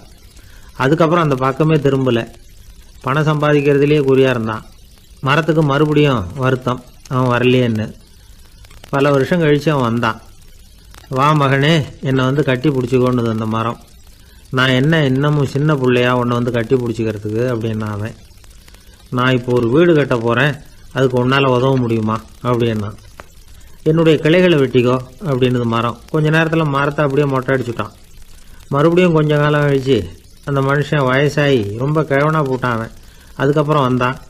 நான் தூர தேசங்களுக்கு போய் பணம் சம்பாதிக்கணும்னு ஆசைப்படுறேன், நான் பிரயாணம் பண்ணுறதுக்கு ஒரு படகு தேவை, அதுக்கு நீ உதவி செய்ய முடியுமான்னா. அது ஒன்றும் பெரிய பிரச்சனை இல்லை, என்னுடைய அடிமரத்தை வெட்டிக்கோன்னுது அந்த மரம். அவன் வெட்டினான், படகு செஞ்சான், போயிட்டான். இனிமேல் திரும்பி வருவானோ மாட்டானோ அது தெரியாது. ஆனால் இந்த அடிமரம் அவனுக்காக காத்துக்கிட்டு இருக்கும். ஏன்னா இது அன்பின் அடையாளம், அவன் ஆணவத்தின் அடையாளம். அன்பு கொடுக்கறதுக்கு தான் ஆசைப்படும், ஆணவம் வாங்கறதுக்கு தான் ஆசைப்படும். இப்படி ஒரு கதையை ஒரு பெரியவர் சொல்லியிருக்கிறார். அதை நாம் சிந்திச்சு பார்க்கணும். 1944 வருஷத்துல ஒரு நாள் மொரார்ஜி தேசாய் எரவாடா சிறையில் இருந்தார். காவல்துறை உயர் அதிகாரி ஒருத்தர் வர்றார். மொரார்ஜி தேசாய சிறை அதிகாரி அலுவலகத்துக்கு அழைச்சிட்டு போறார். சிறை அதிகாரி ஒரு தகவலை சொல்றார். உங்க நண்பர் மங்கள்தாஸ் பக்வாசா அப்படிங்கிறவர் நாசிக் சிறையில அடைக்கப்பட்டிருந்தார். அவருக்கு உடல் நலம் ரொம்ப பாதிக்கப்பட்டதுனால அவரை சிறையிலிருந்து பம்பாயில உள்ள ஹரிகிருஷ்ணன் தாஸ் மருத்துவமனைக்கு கொண்டுகிட்டு போயிருக்கிறாங்க.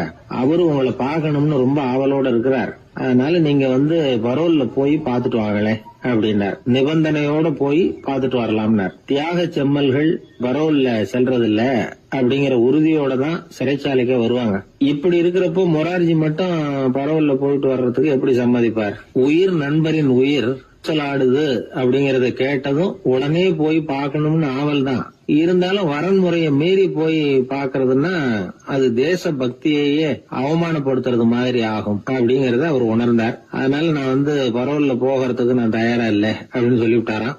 நண்பருடைய கடைசி ஆசைய நிறைவேற்றுறது உங்க கடமை இல்லையா அப்படின்னு கேட்டிருக்காரு சிறை அதிகாரி. கடமை தான், அதே சமயம் என்னுடைய கடமையை காப்பாத்துறதும் முக்கியமாச்சே அப்படின்னாரா இவர். அதுக்கப்புறம் அந்த அதிகாரி நிபந்தனை இல்லாமலே மொரார்ஜியை வெளியில அனுப்புறதுக்கு சம்மதிச்சாராம். அப்படி இருந்தும் மத்த நண்பர்களை கலந்துகிட்டு தான் மொரார்ஜி வெளியில புறப்பட்டாராம். பம்பாய்க்கு போனார். படுக்கையில நண்பரை சந்திச்சார். அவர் ரொம்ப மோசமான நிலைமையில இருந்தார். உடல்நிலை கவலைக்கிடம்னு தான் டாக்டர்களும் சொன்னாங்க. மங்கள்தாஸ், இனி எனக்கு வாழ்க்கையில என்ன இருக்கு, நான் இறந்து விடுறதே மேலுன்னாராம். மொரார்ஜிக்கு ரொம்ப வருத்தமா போச்சு. மங்கள்தாஸ் இல்லத்துல இருந்த சமயத்துலதான் மொரார்ஜிய கைது பண்ணாங்களாம். அந்த அதிர்ச்சி தான் மங்கள்தாஸ ரொம்ப பாதிச்சிருக்கு அப்படிங்கறத அவர் புரிஞ்சுக்கிட்டார். இத பாருங்க, விடுதலை போராட்டத்துல ஈடுபடுறவங்களை கைது பண்றதும் சிறையில அடைக்கிறதும் சகஜம் தானே. அன்னைக்கு உங்க வீட்டுல இருந்தப்போ நான் கைது செய்யப்படலைன்னாலும் இன்னொரு இடத்துல நான் கைது செய்யப்பட்டுதான் இருப்பேன். அதனால அதை பத்தி நீங்க ஏன் வேதனைப்படணும்? நீங்க தைரியமா உறுதியா இருக்கணும். அது மட்டும் இல்ல, அது வரைக்கும் மருந்தே சாப்பிடாம இருந்த மங்கள்தாஸ மருந்து சாப்பிட வச்சாராம். 2 நாள் அவர் பக்கத்திலே இருந்தார். அதுக்கப்புறம் பெரிய டாக்டரை பார்த்து மங்கள்தாஸ் உடல் நல சம்பந்தமா விசாரிச்சார். இப்ப பரவாயில்ல, தேறி இருக்கிறார். எப்படி இருந்தாலும் இன்னும் ஒரு 6 மாசம் தான் அவர் உயிரோட இருப்பார் அப்படின்னு சொல்லிவிட்டாரு டாக்டர். ஆனா அதுக்கப்புறம் நடந்தது என்ன தெரியுமா? மங்கள்தாஸ் அதுக்கப்புறம் 25 வருஷம் சௌக்கியமா இருந்தாராம். இவர் 6 மாசம் தான் இருப்பாருன்னு சொன்ன அந்த டாக்டர் 6 மாசத்துல ஒரு எதிர்பாராத விபத்துல சிக்கி இறந்து போனாராம். 6 மாசம்னு டாக்டர் போட்ட கணக்கு சரிதான், ஆனா இடம் தான் மாறி போச்சு. 1816 வருஷம் செப்டம்பர் மாசம் 11ஆம் தேதி பிரான்ஸ் தேசத்துல உள்ள ஒரு மருத்துவமனை. அங்க ஒரு இளம் டாக்டர் கொஞ்ச நாளைக்கு முன்னாடி தான் அந்த ஆஸ்பத்திரியில புதுசா வேலைக்கு சேர்ந்திருக்கிறார். அவரு பேரு ரெனே லெனக். அவரு அன்னைக்கு காலையில அந்த மருத்துவமனையில அப்படியே ரவுண்ட்ஸ் வந்துகிட்டு இருக்கிறார். வார்டுல ஒரு படுக்கையில ஒரு இளம் பெண் படுத்திருக்கிறார். அந்த பொண்ணுக்கு இருதய நோயா இருக்கலாம்ங்கிறது மற்ற டாக்டர்கள் சந்தேகம். அந்த காலத்துல எல்லாம் ஒருத்தருடைய இருதய துடிப்பை தெரிஞ்சுக்கணும்னா நோயாளியின் மார்புல டாக்டர் காதை வச்சு பார்த்து தான் தெரிஞ்சுக்கிறது வழக்கம். ஆனா இந்த பெண்ணும் இளம் பெண், அந்த டாக்டரும் புதுசா சேர்ந்திருக்கிறவர். அதனால பரிசோதனை பண்ண தயங்கினார். கொஞ்ச நேரம் யோசனை பண்ணார். திடீர்னு ஒரு ஞாபகம் வந்தது அவருக்கு. அதாவது அன்னைக்கு விடியற் காலையில தோட்டத்துல அப்படியே வாக்கிங் போயிட்டு இருந்தப்போ சின்ன பசங்கள்லாம் ஒரு மரக்கட்டையை வச்சு விளையாடிட்டு இருந்தாங்களாம். அதை அவர் பார்த்துருக்கிறார். அது என்ன விளையாட்டுனா, ஒரு நீளமான மரப்பலகை, அதில் ஒரு முனையில் ஒரு பையன் தன்னுடைய காதை வச்சுக்கிட்டு இருக்கிறான். மறுமுனையில் இன்னொரு பையன் அந்த மரப்பலகையை ஒரு ஆணியால் கீறிக்கிட்டு இருக்கிறான்.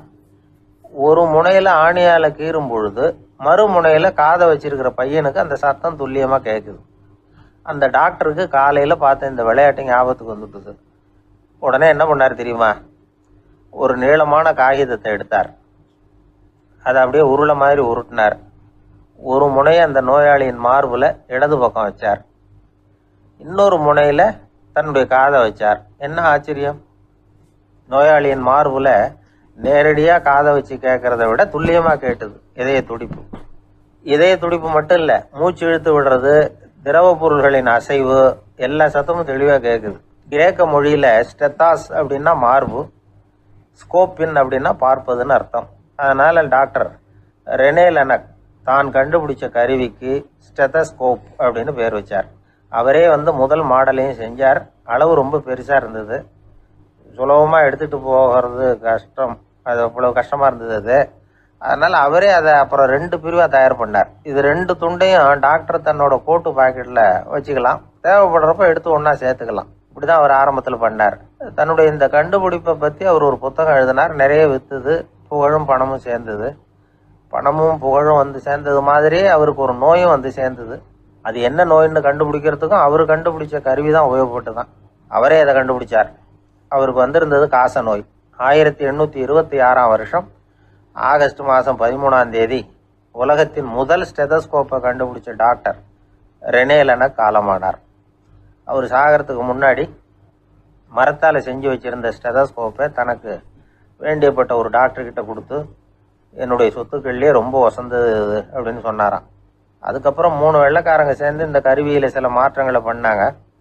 ஆனால் 1829 லண்டனில் டாக்டர் நிக்கோலஸுங்கிறவர் ஒரு காதால் இதய துடிப்பை கேட்கறத விட டாக்டர் 2 காதாலையும் கேட்கறது தான் சரியாக இருக்கும் அப்படின்னு ஒரு கருத்தை வெளியிட்டார். அதுக்கப்புறம் ரொம்ப காலம் கழித்து 1852 ஜார்ஜ் காமான் அப்படிங்கிறவர் ரப்பர் டியூப்களை உபயோகப்படுத்தி 2 காதாலையும் கேட்குற மாதிரி ஒரு புதிய வடிவத்தை அதுக்கு கொடுத்தார். அதுக்கு பிறகு அது படிப்படியாக எவ்வளவோ மாற்றங்கள் இருந்தாலும் ஆரம்பத்தில் டாக்டர் ரெனே லெனக் உருவாக்கின அடிப்படை மாடலை யாரும் மாற்றி அமைக்கலைங்கிறது தான் முக்கியமான விஷயம். நமக்கு தெரிஞ்ச ஒரு ஆஸ்பத்திரி, அதில் ஒரு நோயாளி, காலை நேரத்தில் நர்ஸு அந்த பக்கமாக போயிட்டு இருந்தாங்க. அதை பார்த்துட்டு ஒரு நர்ஸுன்னு கத்துறாரு. நர்ஸு அவசரமாக ஓடி வந்து என்ன விஷயம்னு கேட்டாங்க. சிஸ்டர், இங்கே பாருங்கள், உங்கள் டாக்டரை என் நெஞ்சில் ஒரு காதை வச்சு கேட்டுக்கிட்டு இருக்கிறார் அப்படின்னார் நோயாளி. சிஸ்டர் பதட்டப்படாமல், அதனால் என்ன, இந்த டாக்டர் பழமையான விஷயங்களில் ரொம்ப நம்பிக்கை உள்ளவர், அதனால் ஸ்டெதாஸ்கோப்பை உபயோகப்படுத்தாமல் காதை வச்சு கேட்குறார், அது ஒன்றும் தப்பு இல்லை அப்படின்னா.